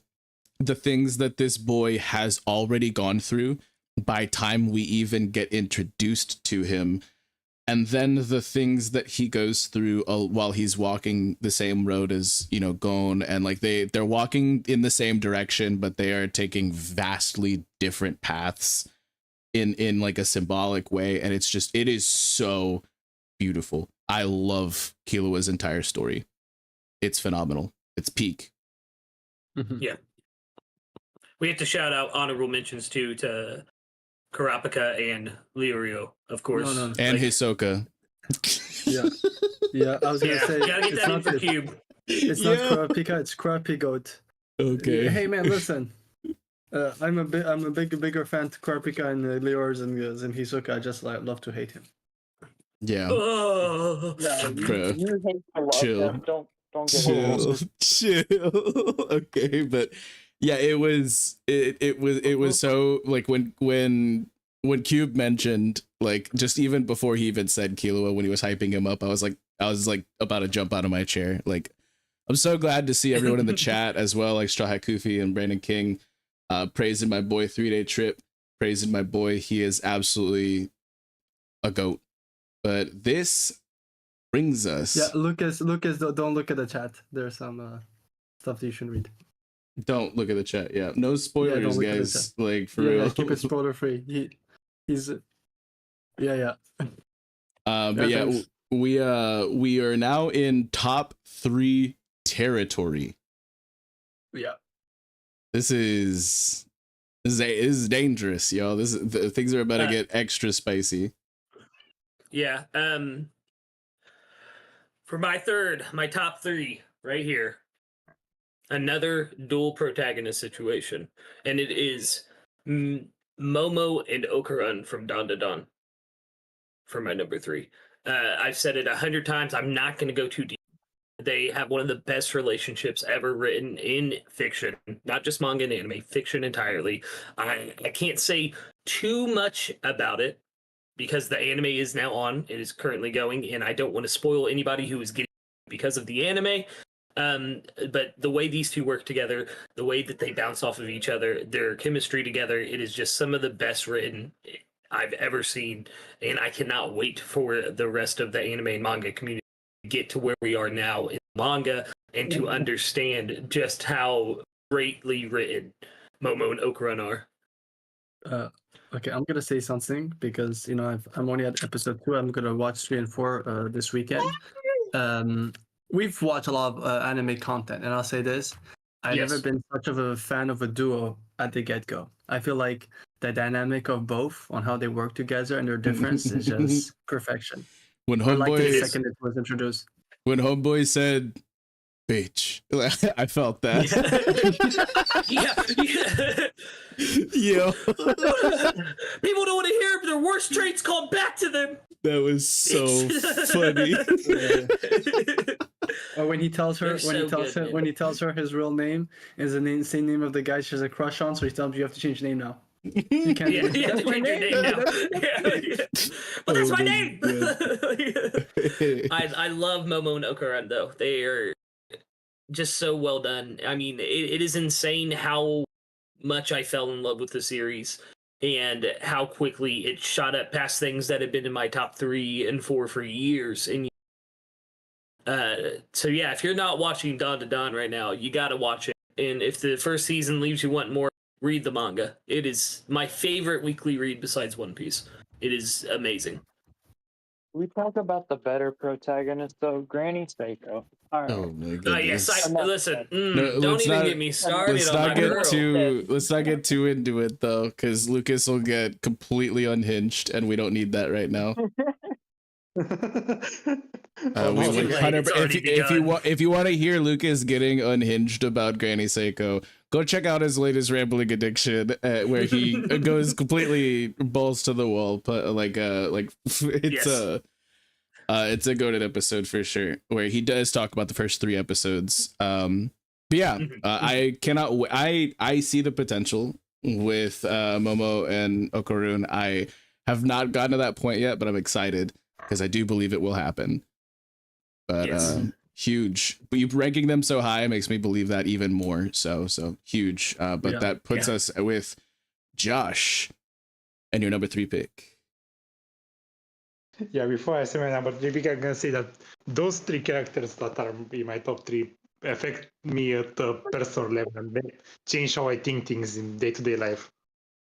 Nice. Mhm. Huge. That's how my top 2 are. St. And yeah, Carlos for we- One Piece. St. Carlos for One Piece, right? No, I'm just kidding.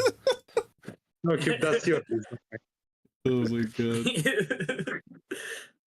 But yeah, starting my top 3 list is Simon from Gurren Lagann.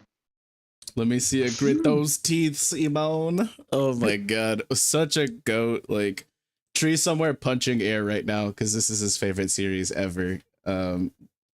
Absolutely goated. He's punching the air because it isn't top 1. Probably, but yeah, Gurren Lagann is it's like I vibed with it more on a rewatch, but like it's so goated. Like it's something that I think is aged extremely well, and Simone is the epitome of like hype and hope. You know what I mean? And yeah, like Kamina being one of my favorite characters of all time, passing the baton to Simon, and Simon just surpassing everything in the series and every expectation possible. Like Such a glow this up. what's and also parting the lessons he learned from Kamina from to other people like Rosyu. Yeah, it's a really goated pick. I wish I could say I'm familiar. I remember when Gurren Lagann first was coming out, and I just like with Angel Beats, I watched the first couple episodes, but never really followed the series. I need to give it the time and dedication it deserves because everyone keeps talking. You need to get at least like 7 episodes in. If you know, you know. You need to get there, and then you can tell me if you vibe with it or not. That one's a little bit special. It gets the 7 episode test, but trust me, it's worth it. But huge. Yeah, I agree with what you said as well by prefacing the top 3. These are characters that like have truly impacted me on a day-to-day basis. So Dill, let's hear your number 3. Yeah. Following that same vein, my number 3 pick is also on my villains list because the world views him as a villain, even though is it so wrong to just want to live? Ken Kaneki from Tokyo Ghoul. Like, he gets handed a shitty situation and tries to make the best of it.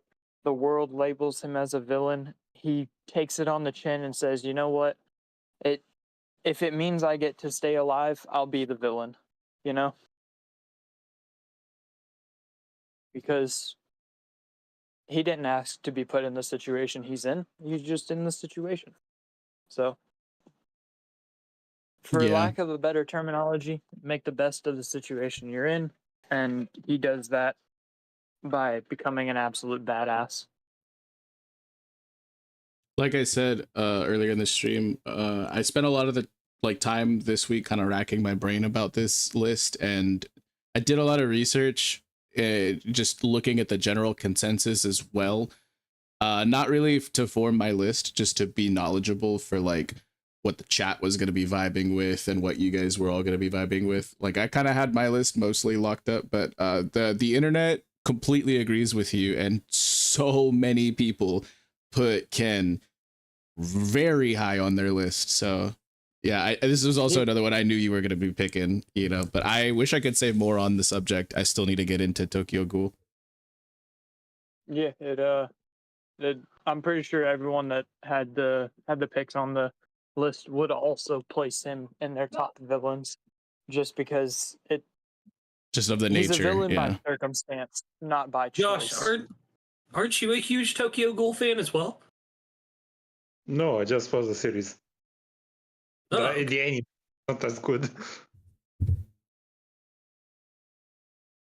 Yeah, I've heard a lot of praise for this character in specific, and like that. So Yeah, much. they can fill both of the roles, like you were saying. So definitely respect you putting them so highly on both of your lists, Dill. Yeah, it Absolutely. makes me want to dive into this series a little bit more too, because I really trust your opinion on things. Still, you yeah. got me to read an isekai. Like, And like the That you goat need to himself, continue reading, by the way. the goat I know, himself, keep roasting me about it, and I'll do it. the WDM of Group 14, Tori Mori, aka Mikey D, has also put Ken, I believe, in his top 3 as well.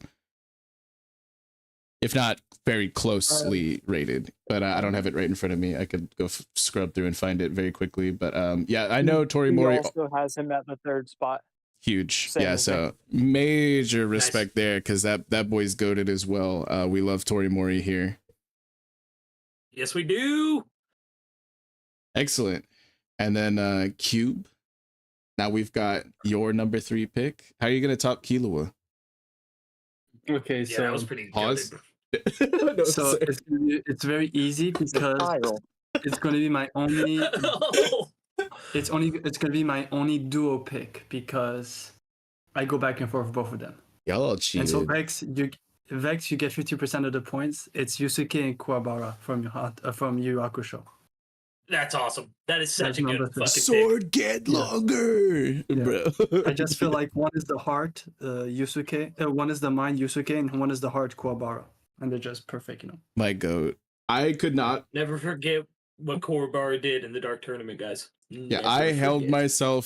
myself fully accountable and made sure to not do any double picks. And for the life of me, I could not pick Yusuke over Kuwabara or vice versa. And I knew somebody else was gonna pick at least one of them, so it broke my heart. But I could not include them on my list. But I absolutely would have. Yeah. And also, one of the biggest things was also Kuwabara is that Kuwabara, I don't remember if he actually did it, but he was going after Hiei's sister. Just saying. That was peak. Yeah, I love Togashi as an author Yeah. as much as I love Oda. Like, I put them both in the same like tier, and I think that like Yu Yu Hakusho and at least the first half of the anime adaptation are ridiculously goated, and just Yusuke's character in general. Kuwabara obviously is the goat, and you get to see him go through just as much, if not more, as Yusuke. It's just like Yusuke's such a unique case, and seeing both of them just going from like these like street thugs, like teenage, you know, just like punch brain protagonist types, to evolve the way that they did. And again, kind of like Gon and Killua, best friends that are moving in down the same like direction, but like are taking 2 completely different paths. And it's such a good story. I love it.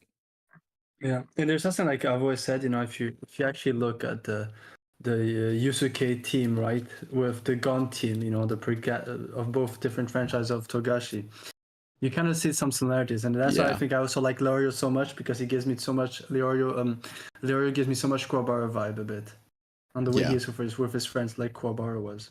Absolutely. There's so much more to that statement that I can't get into right now, but you know how I feel about all of that. We've talked at length about these 2 series, me and Cube. Yeah. Absolutely goated. And then it brings me to my number 3 pick. I have, and this is somebody who is extremely special to me, somebody who completely changed my life. The first time that I watched this, I had no idea what had just happened to me mentally, and it took me like a week to process, and then I immediately rewatched it. And every single time I rewatch through this series, it is something that like enlightens me to a whole nother degree, and I've never really fully experienced the show quite like it. But it's Okabe Rintaro from Steins Gate. Steins Gate has since 2011 held either the number 1 or number 2 spot as far as my favorite series of all time. It is 100% phenomenal. Nobody spoil anything about it. It is something that you just have to experience. But much like some of the previous entrants on my list, this is a character that gets absolutely put through the ringer. And through all of the trials and tribulations, they go from just like some average Joe, some normal guy, to just like a fully transformed individual in every single aspect of the term. And it's you fall in love, and like it completely warms your heart and completely breaks your heart 1,000 times over. And it is indescribable how much this character means to me and so many other people, because it's like ridiculously highly rated across the internet as well, and rightfully so. Much like how much praise we all gave to Frieren. If you have not seen Steins Gate, okay, it is dark, I will say, kind of like ReZero. It is definitely not like a show I would watch with your kiddos, but 100% essential anime viewing experience. Or do, it could be a good learning curve for them. Don't do that. Don't do that. Don't do that. But I've only watched like 11 episodes of it so far, and I can already tell you, don't show this to your children. It's very confusing on the first watch through, and like especially for the first half. It is. But like I said, every single time I watch it, and I've seen it at least like 8 times, like at this point in my life, it's like I have to bring myself to rewatch through it. Every single time I do, I'm so happy that I do, because I learn more about just how galaxy brain this show is. It is my absolute favorite, and this is not a spoiler, this is the synopsis. It's literally my favorite rendition of time travel in any fiction ever. Like, it's the only thing that I think has like kind of done it right. And it's really, really, really something else entirely. And this would have been my number 1 pick if some other goats didn't slide in, since I first saw this in 2011. But the fact that it's still so high up there after so long of it being in my in the top of my picks, like that should say something. Yeah, definitely. I need to finish it, man. I really do. Especially since you told me I was on like the cusp of everything starting to make sense. You don't even know. You don't even know. But that brings us to our top 2 picks, everybody. Yes. This is the moment you've all been waiting for. Like Josh and Vex have both prefaced, these last 2 picks are people who have genuinely changed how my outlook on life. And this first one especially. Because he taught me what it means to not focus on the things you have lost, but what still remains. And that is Monkey D. Luffy from One Piece as my number 2. I think this is a unanimous. He's either going to be 2 or 1. We are 1 Piece. Yeah. Yeah. He's my number 2. I'll already say it. He's my number 2. So as well. He is my number 2 as well. I didn't pick him. I didn't pick him because I knew every single other person would, but he would definitely be on my list. He would definitely be on my list. Yes. It's Luffy, guys. I mean, we're all One Piece fan here. We are here to be One Piece content creators. Like, this is what we do. We talk about this man relentlessly, but it's for good reason. It's because, in my opinion, Luffy he's the perfect version of how a human. He's very black and white. He's very much, I agree. If this is going to stop me from having fun, I'm going to stop it. If this is going to stop people who I care about from eating, then I'm going to stop it. He's very much a decisive. There's not a lot of questioning when he do. He just, and it's because of those actions that he has risen to the place that he has, and that he will be the one to turn the world upside down. Mm-hmm. Yeah. God, I fucking love Luffy. Obviously, no spoilers, like too much, but there's. I think everyone in the chat is One Piece caught up. Yeah. Obviously, like there's multiple points throughout the story in which Luffy's ideals are brought into question. And even if it comes from a basis of not knowing, he still is good-hearted with his intentions. He's not Yes. out here causing mayhem to the world. He's out here trying to make the world a better place. Mm-hmm. I'm sorry. I'm clowning in chat right now. I'm pretty sure it's Ruffy. Oh If I yeah, remember, maybe that's because I read the German translations. But Monkey D. Roofy. But no, bro, what are y'all talking about? It's obviously Luigi? Goofy, bro. It's two piece. Yeah, 2-piece. Newfie, Nami, and Luffy's kid. Boofy? Yeah, you mean it's Boofy? It's Boofy, the next generation. Let's not say Boof anymore, please. Oh my goodness. So Yeah. I'm gonna add just one last thing. Like this will count as my second slot. Like this, go faster since it's the same character. I think that Lucas and Dill said, and I'll even highlight another point is, like people always say, "Oh, Luffy is he's not that smart." He can be very dumb at times, but he understands people's struggle. And I think one of my favorite moments with Luffy is in Whole Cake, when he's being plummeted by Katakuri, and his crews look at him through the mirror. So he eats the mirror and smiles at them. Just before eating me, he smiles at them. Oh no, everything's okay. And only Jinbei gets what he's going through because he didn't want his crew to worry about him as long as they were safe. And that's like the court Luffy just, you know what I mean? Like if he sacrifices himself and everyone survives, he'll be happy in the afterlife. Yep. So yeah. Just to add to that. Yeah, I think we could all sing his praises fairly like you said, relentlessly. If it's almost like we made like a whole platform based around something like that, so that knocks out Dill, Kube, and Lucas's number 2 slots. Who do you got, Josh? Yeah. Well, hold on. I just have to say, if you can't tell that we love Luffy, look at my fucking username. It's Stra what? Yeah. Lucas? Yeah. No. Yes.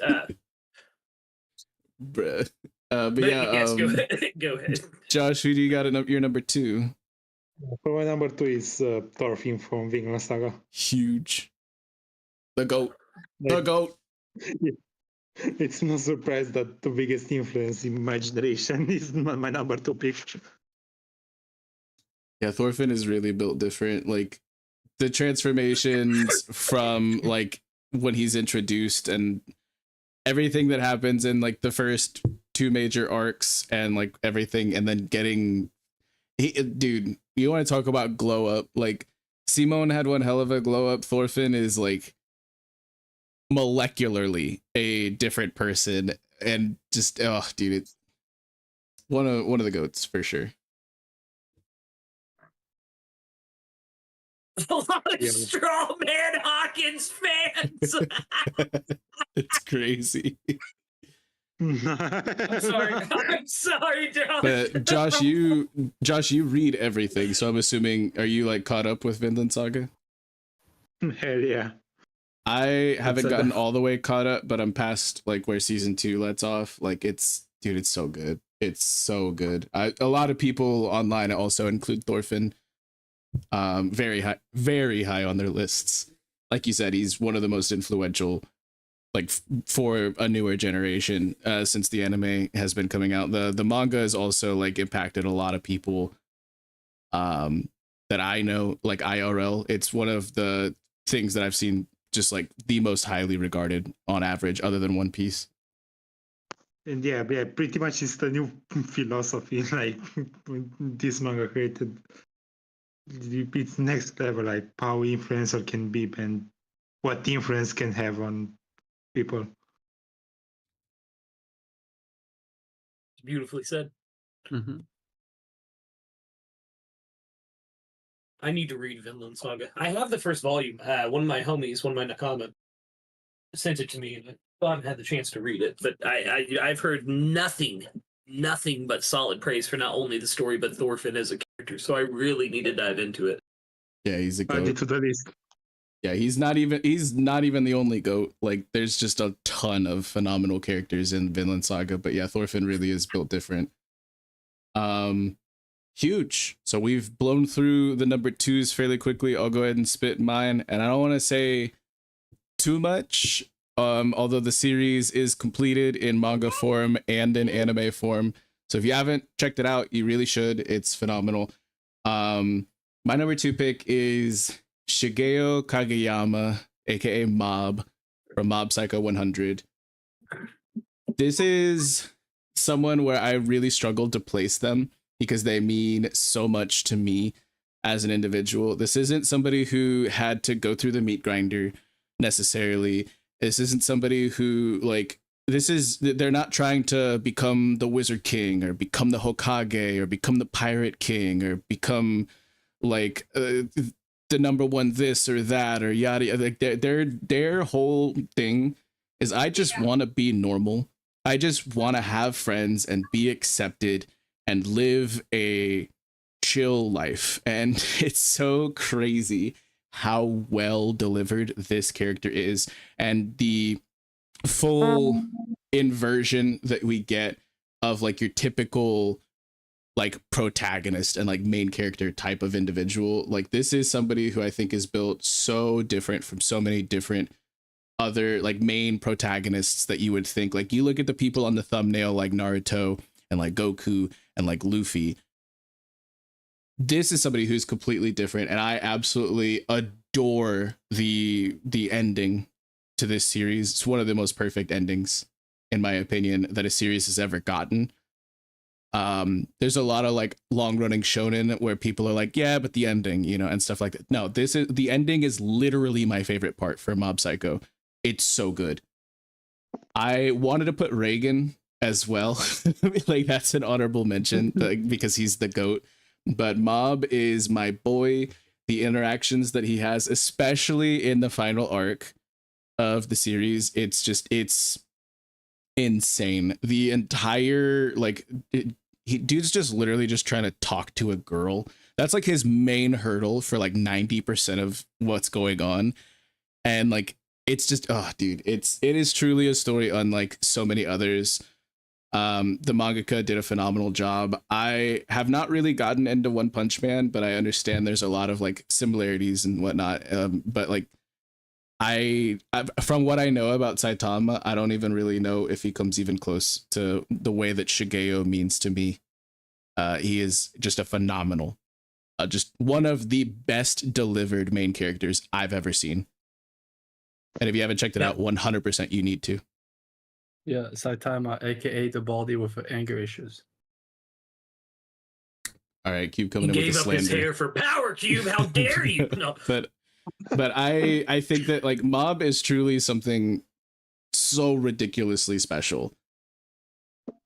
It's like I could go off, like I really could, but I won't ramble too much about it. But for real, you guys, if you have not checked it out, you need to. And this was somebody he bounced around in my placement like 4 times. And the more and more and more I like thought about it, I was like, he cannot go any lower than number 2. Like, he really can't, because of what he means to me. I can get it. It's a respectful number 2. Yeah, I would agree. And without further ado, ladies and gentlemen and non-binary pals, we are at the number 1 choices. I already know what Lucas's number 1 is. Go ahead. Lucas. Oh, really, Cube? Who do you think it is? Look at my log. Wait, look at my log post for a second on stream, and then tell me who you think it is. So, this is all I'm gonna say is I feel in my guts that it's a certain OG character from Berserk, right? Yeah, it is. It's Guts, guys. The way you talk about Guts. The way you talk about yeah, Guts. he's. Yeah, let me explain why for the audience real quick, in case you've never heard me talk about Guts. I have the mark of the brand of sacrifice, the struggler symbol, whatever you want to call it, tattooed on my neck. And I don't mean a small little neck tattoo, giant fucking neck tattoo of it, for a reason. And that's because Guts is the ultimate depiction of the human condition. It's no matter how much you struggle and work against whatever, you know, fate has in store for you, You're only human. And the only way you'll be able to handle it is to get back up. And that is why Guts is one of the most a lot of people, you know, they see him as this struggling character. He's always struggling, but no, he's always succeeding. He's always a step ahead of the things that he faces. And it's something that I love. I've loved seeing his without going too deep into spoilers of his let's just say this. 376 chapters in, and we never once saw Guts waver in the way that he felt about his place in the world until recently. Yeah, maybe I was about to say, maybe this chapter. Maybe this is the one. Yeah. No, it has happened. It has happened recently in the story, but it took that long for him to waver in how he stands and faces the things that he comes to. I was actually kind of surprised that Josh didn't place him higher on his. So that means that the series that Josh placed higher than Guts, like, I understand how he feels about Guts as a character and stuff like that. That gives them more credence to me as a person because of how much the mentality that Guts has carried entire life of just keep going forward has impacted me as a person. And yes, Will, life sucks. Get a helmet and a giant ass. How much did Josh pay for you to hype up his number one pick?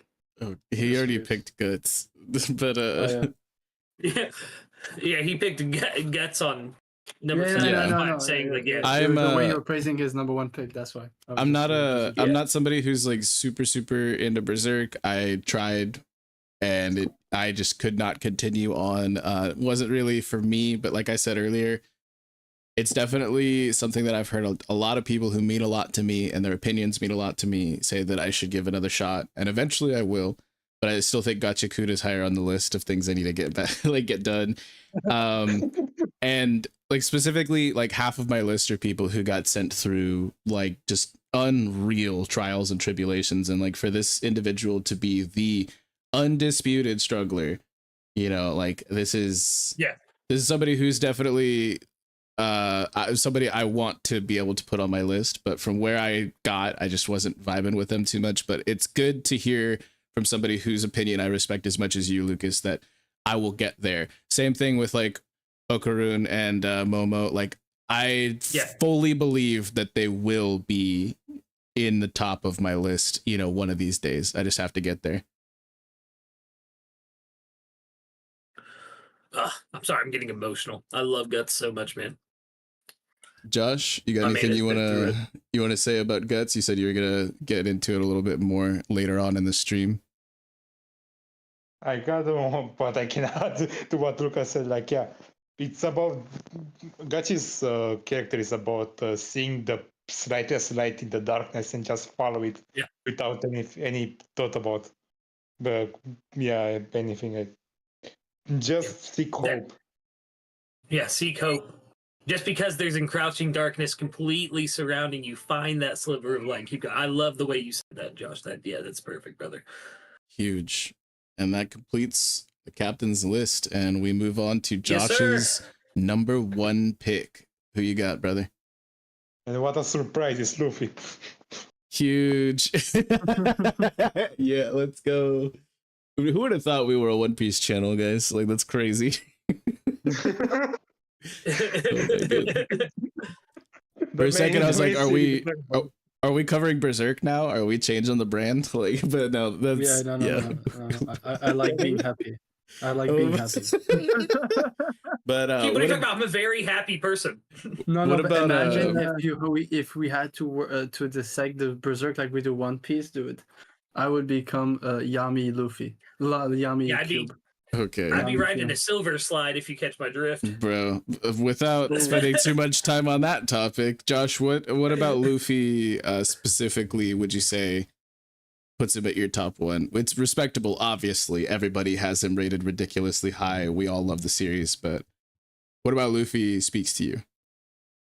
Like, it's about like in general in fiction there are two types of main characters and stories, like the ones that the stories dictate the main character's journey, and the main character dictates the story. And Luffy is both. Luffy both dictates whatever happens in the world, and the world dictates what Luffy wants to do. Mm-hmm. And Huge. yeah, that's very unique to One Piece, and I really like that. Like the sense of adventure. That's the main thing. If you want to go on adventure, just go. Do whatever you want to do, if it makes you happy. Mm-hmm. Yeah. I love that Luffy has just a way of having these pivotal moments that bring out the parts of other characters that are needed the most.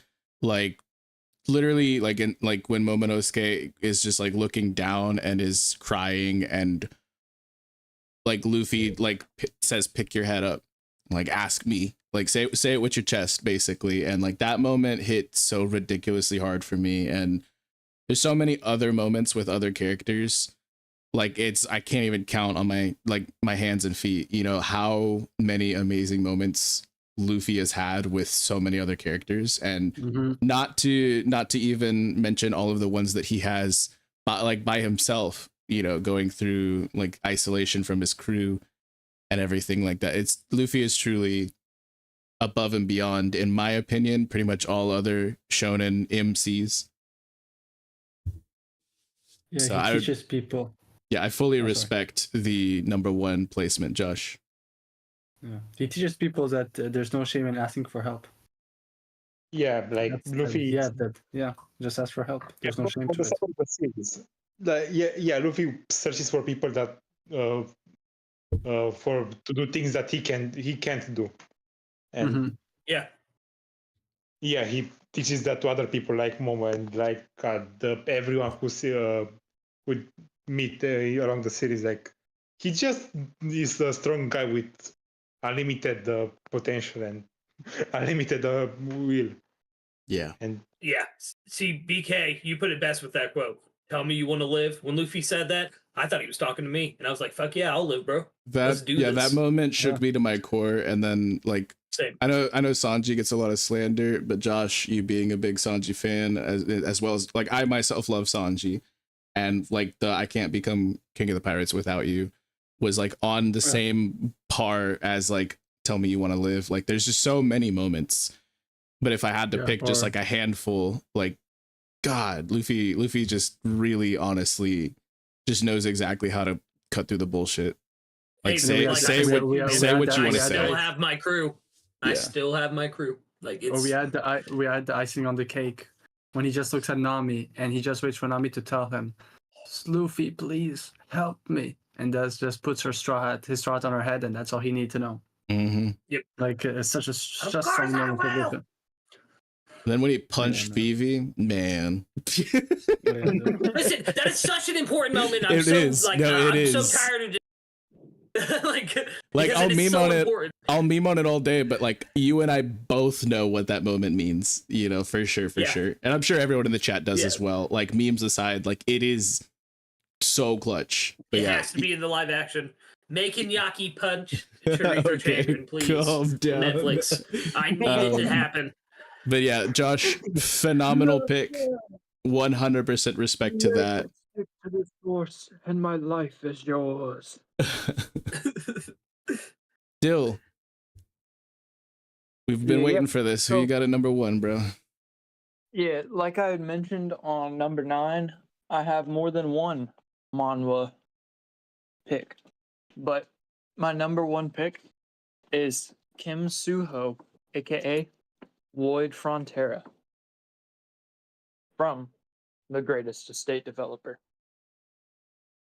Bro is dragged through the mud in his real life. He gets to a point where he finally starts to actually make an impact. He's still at like the bottom rung. He's engineer by job and by nature. He understands all of that, and through the process of him being isekai'd into this book world, where it's different from most isekais. Like most of them are like different fantasy worlds and all this. Bro gets put into a fantasy world that is already scripted out as a book. So he deals with the struggles of being in an entirely different world from that. And even further to that point, he completely changes the world as it's viewed as a whole for the better. He completely changes how the character he is now portraying as a character completely 1000%, like complete 180 from how the character was. Like, this is a brief synopsis, kind of spoiler. Lloyd is not the main character of the book, but because of Kim Soo-ho now being Lloyd, he is a main character of the book because he's changed what the character has done, how he's viewed, and how the world around him is impacted because of him. And I love it. It's one of those ones where if you like funny reaction panels, you will love this, because my buddy Ragnar, he's had this profile picture for the longest time, and it's literally just a compilation of all of Lloyd's facial reactions. And if he's getting into a deal with someone where he knows he has the upper hand, he's got a devious smile on his face. If he's in a situation that's only benefiting him, he's got a devious smile on his face. And just the stark contrast between the two of those, they're completely different facial reactions, but the guttural response that it drives from you because of it is top tier. Like, if you ask Party Pete or Lord Vegeta what they like most about Greatest Estate Developer, I guarantee you they will try to find something else other than his facial reactions, but that is ultimately what it comes down to. Is bro is hilarious. He doesn't even try to be. He's just, oh, you're gonna end up paying me 3 million gold a year. Why? Oh, because you tried to take out my family, and now I have something that you want. Crazy. I'm not familiar with this series, but it sounds interesting as fuck. I'm not gonna lie, just from based on what you just said about the character.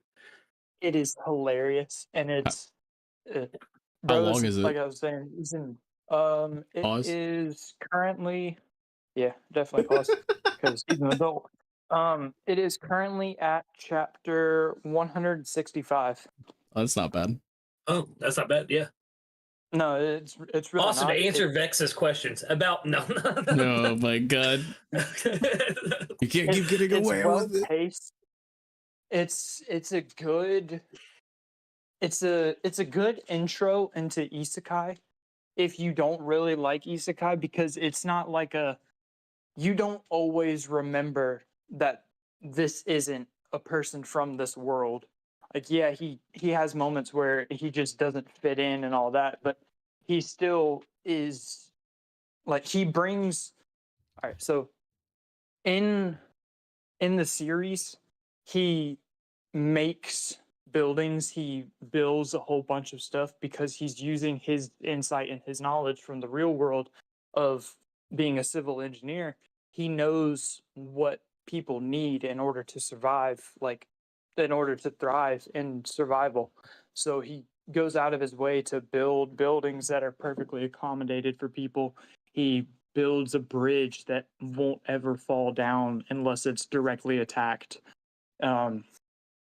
And in him coming to this world, he gains abilities that further allow him to do that. Like, I think it's like 30 chapters in, he gets an ability that lets him dig out, like, as an X-ray and see what it is he needs to do for an area. And then, like, 20 chapters later, he gets another ability where he can literally build schematics in his mind and see how stuff fits together. Wild. Dude's playing mental Fortnite with build. But yeah, it's crazy. I'm pretty interested. If you could throw the name of it in chat, 3-Day would love that, I'm sure. But huge, very interesting #1 pick, and I know Ragnar and Pete are gonna love that, probably like love that you put it that high. over Luffy and Ken, which I truly had no idea what you were gonna put after I saw where you put those two. So that's phenomenal. That speaks volumes for the source material. But next up we got that boy Kube of the Red Sea. So this is for me, and okay, as you know, I have given my criticism to that anime / manga on. I still love it, but I just, there's some stuff I wish I would have done differently. But I think that the main character is the peak of what it is to be a shonen, and it's for me it's Naruto Uzumaki, because don't worry, no spoiler, Lucas, because I know that you're somewhere in the beginning of Naruto. Don't worry. It's a shonen exam, right? So I'm going to keep it simple. He had, at the get-go, you realize he had everything to become a villain. The way the village treated him and those kind of stuff. And the fact that he never gave up. And not only that, he's got a dream. He'll say it out loud. People have told him he's an idiot. And he doesn't care. He said, you better believe it. That type of, self-confidence for me. And I won't lie, sometimes when I was younger, growing up, Luffy as well, but Naruto, a lot of times, I thought of Naruto for self-confidence. And that's happened, So yeah, I put him number 1 because I can say what I want about Naruto, about the writing in some parts, but compared to One Piece or other content, but in terms of just the character Naruto, he's a great MC. Oh my god. I think Rosie agrees with me. Yeah. Rosie says Naruto is peak. Who would have guessed? Yeah. But yeah, don't worry, Lucas. I kept it spoiler free. But I just feel like, you kind of got at the beginning, everything he says, he does. It's all about his dream. Yeah. And he won't keep it a secret. He'll just gladly yell at everyone. And if everyone tells him off about it, he'll just say, you better believe it. Like, that kind of self-confidence is inspiring. Sorry, as soon as I unmuted, like she had stopped barking and then she started again. But no, she has watched all of Naruto in her short lifespan, and she loved it. It was actually her second anime, but she was, the day she was born, I was watching One Piece with her. So she likes Luffy over Naruto, but they're both such goated picks for, like I said, lifting the verse up around them. Yeah. Like so many of those moments that are very similar to a lot of Luffy moments, and I won't go into like any specific details, but yep, the boys definitely goated. Absolutely. Mm-hmm. What's your number 1 pick? My number 1 pick is another character that is a bit of a sleeper from something I've talked about a bit in the past on stream and to some of you individually as well. It is Phos, or Phosphophyllite, from Land of the Lustrous, Hoseki no Kuni. This is a character that starts off as just kind of a derpy, useless, nothing burger of a character, and they are given one directive, and in working to accomplish that and just generally find purpose in themselves as a person in this great, wide, wonderful world, they accomplish so much more and unearth so many mysteries about the world in general. To give a brief synopsis, it's basically like One Piece meets Steven Universe. Like, I cannot describe it any better than that. But like, it's the world had faced several calamities. Yeah, you heard me. The world had faced several calamities, and there was a great flooding, and so humankind, as we know it today, IRL, had to branch off into 3 different divergent evolutionary paths. There are people who are like merfolk, and they can like become like aquatically equipped and like shapeshift and like so there are basically like just like in One Piece, like merfolk and stuff that live in an underground society beneath the ocean. There's also people who adapted like flight technology and escaped the trajectory of the planet and made a civilization on the moon, and they are literally called Lunarians. And this was before we got to Roof Piece that this series came out. So it's kind of crazy. But so there's people who live on the moon. There's a whole group of people who live on the bottom of the ocean.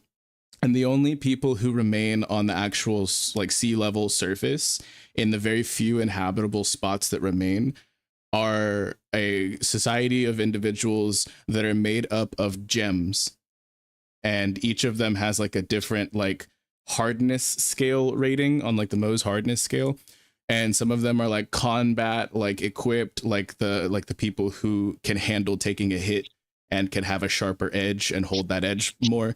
And then there's people who, like, if the wind blows strong enough, they might like lose an arm because they are like really brittle. And that's the main character. She's actually useless, and she is tasked with by like one of the higher ups in the society. She's tasked to go and make an encyclopedia and just collate all of the things that need to be known about this world. And it seems like a remedial task because all they really know is this one little island. But through the scope of the whole adventure, this individual accomplishes like so much more. It is actually insane. So like if they break, they can be put back together, assuming that all of the pieces are found. So if it's a clean break, like if your arm gets like taken off or something, the gem people can just put the arm right back on and they will be fine. But if like it's not a clean break and like little tiny specks and pieces of dust like are lost, then they actually lose parts of their memory. And this character gets absolutely chewed up and spit out by the world so many times over. The development is actually insane. And like, watch season 1. It's really, really goated. It came out in 2017. It won awards. Is one of the first things Studio Orange ever did. And they did it really, really, really well. And then when you're done with that, read the manga. It's phenomenal. It is like, I've never seen a character transformation quite like this. They are actually like built different. They are torn apart and turned into something completely badass. It is something that means like a ton to me because of the time and place that I was in my life, like whenever I first watched it. And every single time I go back and rewatch through it, it really still hits, and it means so much more to me each time. Just like Steins Gate, just like Mob Psycho, this is a character that truly has left a lasting impression on me and the decisions that I make every single day. It's phenomenal. Yeah, that was beautiful. What was the name of the series? Land of the Lustrous. It's not on Crunchyroll. It's on High Dive, but you could probably find it on some like Yoho Yarg sites, you know. Don't worry. Don't worry about it. But it's on High Dive currently, and then like there you could read it. It's actually insane. And like for real, she starts off just like such a boring and not likable character. But for her to transform into what we get and the interactions in the world and seeing everything that plays out, like Fos is one of the most insane stories that I've ever witnessed. It's so good. Yeah, and also that you said it was adapted by Studio Orange, one of my favorite studios. Yeah. Studio Orange, this was one of the first things they did, and it won awards in 2017, like I said, for how visually stunning it is. But like the music design is also insane. And I think that the animation has aged a little bit because Studio Orange has stepped up their quality. And this was like their first major foray into like the 3D style of animation, but it looks great. And the sound is amazing. The world, the colors, like everything about it is so good. And it just starts off something goofy, something chill, and then it becomes so much more. And like, I could not speak enough about this. Like, you really all need to go check it out. It's so slept on, but it's one of the best things that came out from 2017.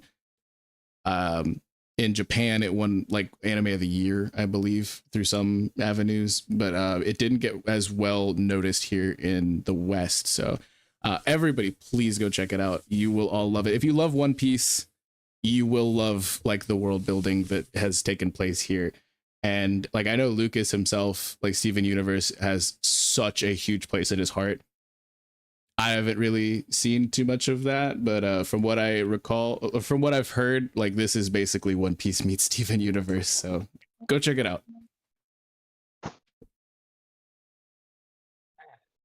Honestly, no, it sounded cool. I won't lie. I do feel like we should post our stuff afterwards because there were some of yours that were interesting. Yeah, I'll make sure I post mine. And we got a place in the Eternal Dawn Discord, link in the description, where we've had some other goats in the community shouting out their top 10 lists, and we've alluded to some of them that were on our list as well. But we could spend a little bit of time here talking about some other picks that some of the other goats from the community have had, if you guys want. Oh, I wanted to give an honorable mention. Yeah. You got the list here? Wait. Go for it, brother. I'm asking if you have the list, or else I can pick it up. Wait. I have it in front of me, Let me but just see. Dill said he Oh yeah, yeah. had one locked and loaded, so I was telling him to go for it. Okay. Oh yeah, go for it, Dylan. Yeah. Sorry. Oh, this one's one of my own honorable mentions. The main character, the protagonist from Player Who Returned 10,000 Years Later.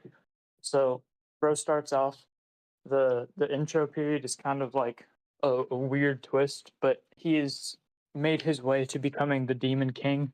He is the ruler of hell. There's 10 different levels to it, and he is the one who stands above all of it. And then it's brought to the attention of him whenever he gets sent to the real world that it's really only been like 6 years. But for him, it was 10,000 years. And the first thing he does whenever he comes back, he just wants a bowl of kimchi. Someone Real. shows up to ruin that plan. He gets absolutely dog walked. And I'm saying this like the person who tried to do something was like a B or C rank like hunter fighter in the world that he was in, like that MC came back to, and for him to just get like negative diffed in terms of like what we've seen in different medias, like without trying, bro ruined his bowl of kimchi. He flexed, and he became his servant. Like Wild. And Yeah. for my honorable mentions is V from the remake, like Visions of V. Like it basically is the entire story of that character, and I love it. Huge. Yeah, I saw there were two picks, or there was one pick that I definitely wanted to shout out that I'm scrolling through the little spot that we have here for our top 10 anime manga protagonists in the Eternal Dawn Discord. I wanted to shout out Angel's Room for putting Rohan Kishibe, and I can't say too much, but that is my singular favorite character in all of the JJBA verse. That's him, capital H, capital I, capital M, and yeah, that's all I could really say like for right now. But again, Lucas, I need you to get through all that. It's but that's the GOAT. That's my absolute GOAT. And of all the picks that I saw here, I needed to make sure we shouted that out. He was very, very close to being on my list as well. Nah, shout out Tori Mori for his number 9 pick. Bro put Jocko. Yo, that, yeah, he wowed him And for also, that. his number 3rd pick is Moomin Rider from One Punch Man. Yeah. Yo, that's huge. And then I know BK, Brandon King, you were shouting out Kenichi from Kenichi the Mightiest Disciple. And we definitely got a huge fan of Kenichi in the community. That's SSJ Cody, the GOAT, huge friend of the channel. That he had him placed at his number 7, I believe. Yeah, I'm looking at it right now. And yeah, also both Torimori and Cody put Chihiro from Kagurabachi. One of them. Yeah. It just got confirmed for an anime adaptation, like literally like today or yesterday, I think. So that's pretty hype. Yeah, nice. So that's in production. Huge. And if we didn't sing enough praises for Hunter x Hunter, there's another one of the main protagonists that got a top 5 spot here. Again, a pick by Angel. He put Leorio at his number 4 spot, which is super based. Like, we love that. I love my boy. I got to shout out Who Man with these real quick, if I can. Actually, 3 of them. Putting in Epo, he was my number 8 before I started a bunch of people in, and he got kind of pushed out. So big ups there. But you also nailed my number 1 pick with Guts. But I've got to shout you out for your number 6 pick, Who Man, with Bo from Bo. Oh, you don't say. Go to pick. You don't say. One of my favorite gag animes. To even put it in your top 10 is insane. Yeah, That's a fucking amazing pick. And then we had. And from what anime? Okay, calm down. Bo. We also had a lot of love for Saitama. I think 3 different people had them in their top 10, 2 of which put him in their top 5, which is huge. And we also had a lot of love from Musashi from Vagabond. Shout out to Blinkas and to Who Man, who both had them on the list. And I know Brandon King, while I'm continuing to shout out picks that you've, we did have somebody put Gintoki at number 4 slot, which was Blinkas, aka Kev. So there's, I heard he's gonna be on the channel soon. Oh, crazy! Yeah, that is insane. Crazy. But yeah, we had a lot of goated picks. So if you guys have not already, make sure you hop into the Eternal Dawn Discord. We're gonna be doing more community-based streams like this, where you can also, spit your takes, and we'll try to make sure we shout you guys out on those. And we have a little spot there where you can submit your top 10, and we can all talk about that. If you want to, keep the discussion going even after we're off stream, we're all hyping stuff up in there pretty much daily. But as well as obviously talking about One Piece. But anybody else got any honorable mentions? I know, that's crazy. Anybody else got any honorable mentions they wanted to shout out from the community, or people who didn't quite make the cut on your own lists before we go to outros? I mean, listen, I'm just gonna give he was on my list, but shout out to Griffiths. He couldn't make the list. But, okay, kick him from the call. Get him out of here. I have to shout out my man Kintaro Oi from Golden Boy, the main character of Golden Boy, also known as the Unlucky. Hilarious MC. Huge. Would not put him in the top 20 even, but I gotta shout him out. I think it's my number 11 or 12 is Denji from Chainsaw Man. He's also on Cody's list. Yeah, for sure. Yeah. Denji built different. He has some of those moments kind of like Gon where he just like thinks so unconventionally, where like the normal, like, oh, these rules apply to the verse, but they don't apply to me. Like he is truly a special pick. I haven't gotten much for. I finished all of part 1 of Chainsaw Man. I'm like over 100 chapters through. I have not picked it up yet, so I couldn't put him on my list. But yeah, because Denji is such a depraved character of any human interaction, every moment with him is just raw. Like just raw emotion. Yeah. And one somebody I do have to shout out to before we wrap up as far as goes. I can't put him in my top 10 or top 15 even, or maybe even top 20, but is Haruri Kiyoshi from Ultimate Exorcist Kiyoshi. It's a newer series. I've been reading it, Josh. Oh. Nope. You cut out. Man. You said Josh has been reading it, and then what? I've been reading it. Josh's been reading it. I think members of the community as well.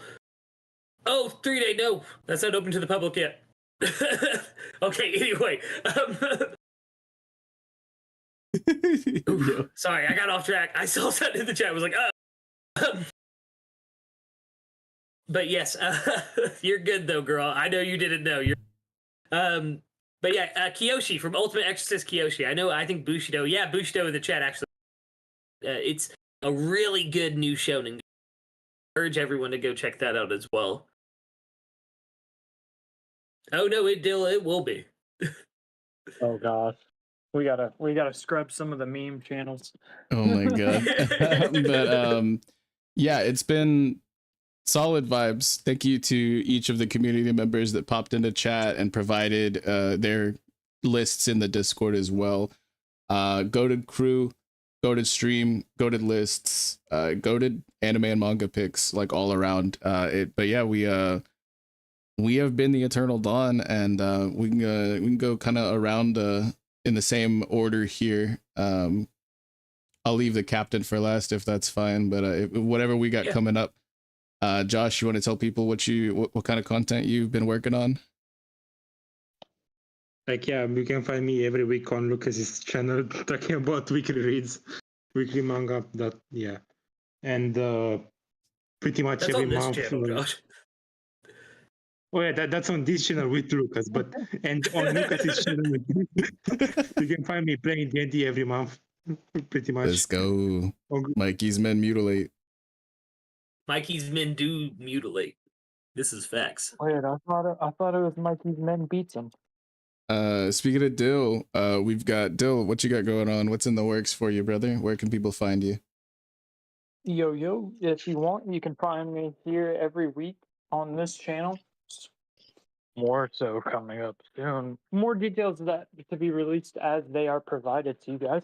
You can check me out over on Vex, the Lurking Legends channel, aka NoChill Vex, aka Straw Hat Vex, aka Vex Vykthor, aka Vex of the Red Sea. You can find me over there playing D&D every Tuesday at 8 p.m. EST. Group 2 solos. That's what we do. We do that every week. Group 2 solos. You can also find me, not this week, but every other week, hopefully, on Dire Regulus's channel for Group 3, where Group 3 clears at 6 p.m. EST. Tons of One Piece D&D going on. Yeah. You can also find me on Straw Hat Lucas's channel coming up very soon, whenever he actually finally decides to finish reading the game that I came from. This is true. Huge. And then we've got that boy Kube of the Red Sea. Listen, I've got some stuff I can't really talk about, but we've got some interesting stuff we're working on TED pretty soon. So don't worry, there might be a break on the anime, but TED doesn't take breaks. That's right. So, that's right, baby. Right, baby. For myself, your boy Vex, like Dill said, every Tuesday at 8 p.m. EST, 7 p.m. CST, we go live. Scarlet Pirates are in. Man, we just had such a goated session. If you haven't been catching up, definitely make a point to do that. It's been such a wild ride, this arc. My magnum opus. Also rip to the goat, but chill. You can also catch my link in the description for my channel and my Discord, which is now open to the public, where I'll be talking about trading card games, tabletop role-playing games, anime, manga, music, cooking, all kinds of stuff like that. So if any of that sounds like something you're interested in, definitely jump into the Lurking Legends Discord. It's always a vibe there, and I've got plenty of stuff in the works, but no projected ETAs because life is hard sometimes. But we do have a bit of an announcement. I don't know if we wanted to talk about it right now, but make sure you are subscribed and have the notification bell hit, because there's some big stuff with the Eternal Dawn in the works. And I'm gonna spit it to the captain. Yeah, I didn't know if we were gonna spit on that, so I teased it, but I didn't give out any. Hey, the ball is in your court, Lucas. The ball is in your court, Lucas. So catch me again next week with Rambling Guys. Next episode, like I said, is on Johann Monster. I'm gonna be dive into psyche and what makes such a good villain. One would say even that one of the best villains in all of anime manga. Also tomorrow I will be diving to 20th Century Boys Seinen for my new series, Saturday Night Seinen. It's a stream where I out to the audience. I'd love to see a lot of you. Good time, great time. But yes, as Vex and Dill have both hinted, on November 3rd, we are still lucky. Should be maybe a little bit before that. The new group of D&D sessions, we do not have a name for quite yet, but will be premiering here on the Eternal Dawn channel. We've just been calling it Group Dawn because it is going to be like mostly crew members of the Eternal Dawn playing, myself, vexyz, Dill, Joshua Victor, and then we got the wonderful Who Man from 3. I believe he's the captain of 3, which is crazy to think of. I would not put that in charge of a crew. I'm joking. Bro. Why are you slandering my captain? Yeah, we're also bringing on a friend of the channel, Dexter. Yes, and we have the lovely chance to have the DM of Group 3 as well as the Marines, Blinkas, who will be running the game for us. But it'll be a really fun time. I cannot wait. I'm excited with all of our character concepts. It's going to be a lot of fun. Yes, you can look for the scheduling of that stream coming up here in probably the next day or so, maybe even tonight. I'm still talking to our wonderful DM Blinkez till exactly. I'm pretty sure we have one set, but yeah, big things coming, y'all. Hell yeah. And if you guys are interested at all in One Piece D&D, as Dill and Lucas and myself and Josh had said, we have many groups going on. Some of them streamed, some of them not streamed. Hop into the Discord, link in the description, and grab that D&D nerd roll. And yeah, it's never a better time than now, like right now, to start catching up on some of the active groups. But we've got a brand new group starting soon. So with all of that being said, very excited. Yeah, you guys have all been super goated. I've been loving hearing some of y'all's top MC and protagonists from all of anime and manga, and we've been the Eternal Dawn. Kube, do you wanna send us off?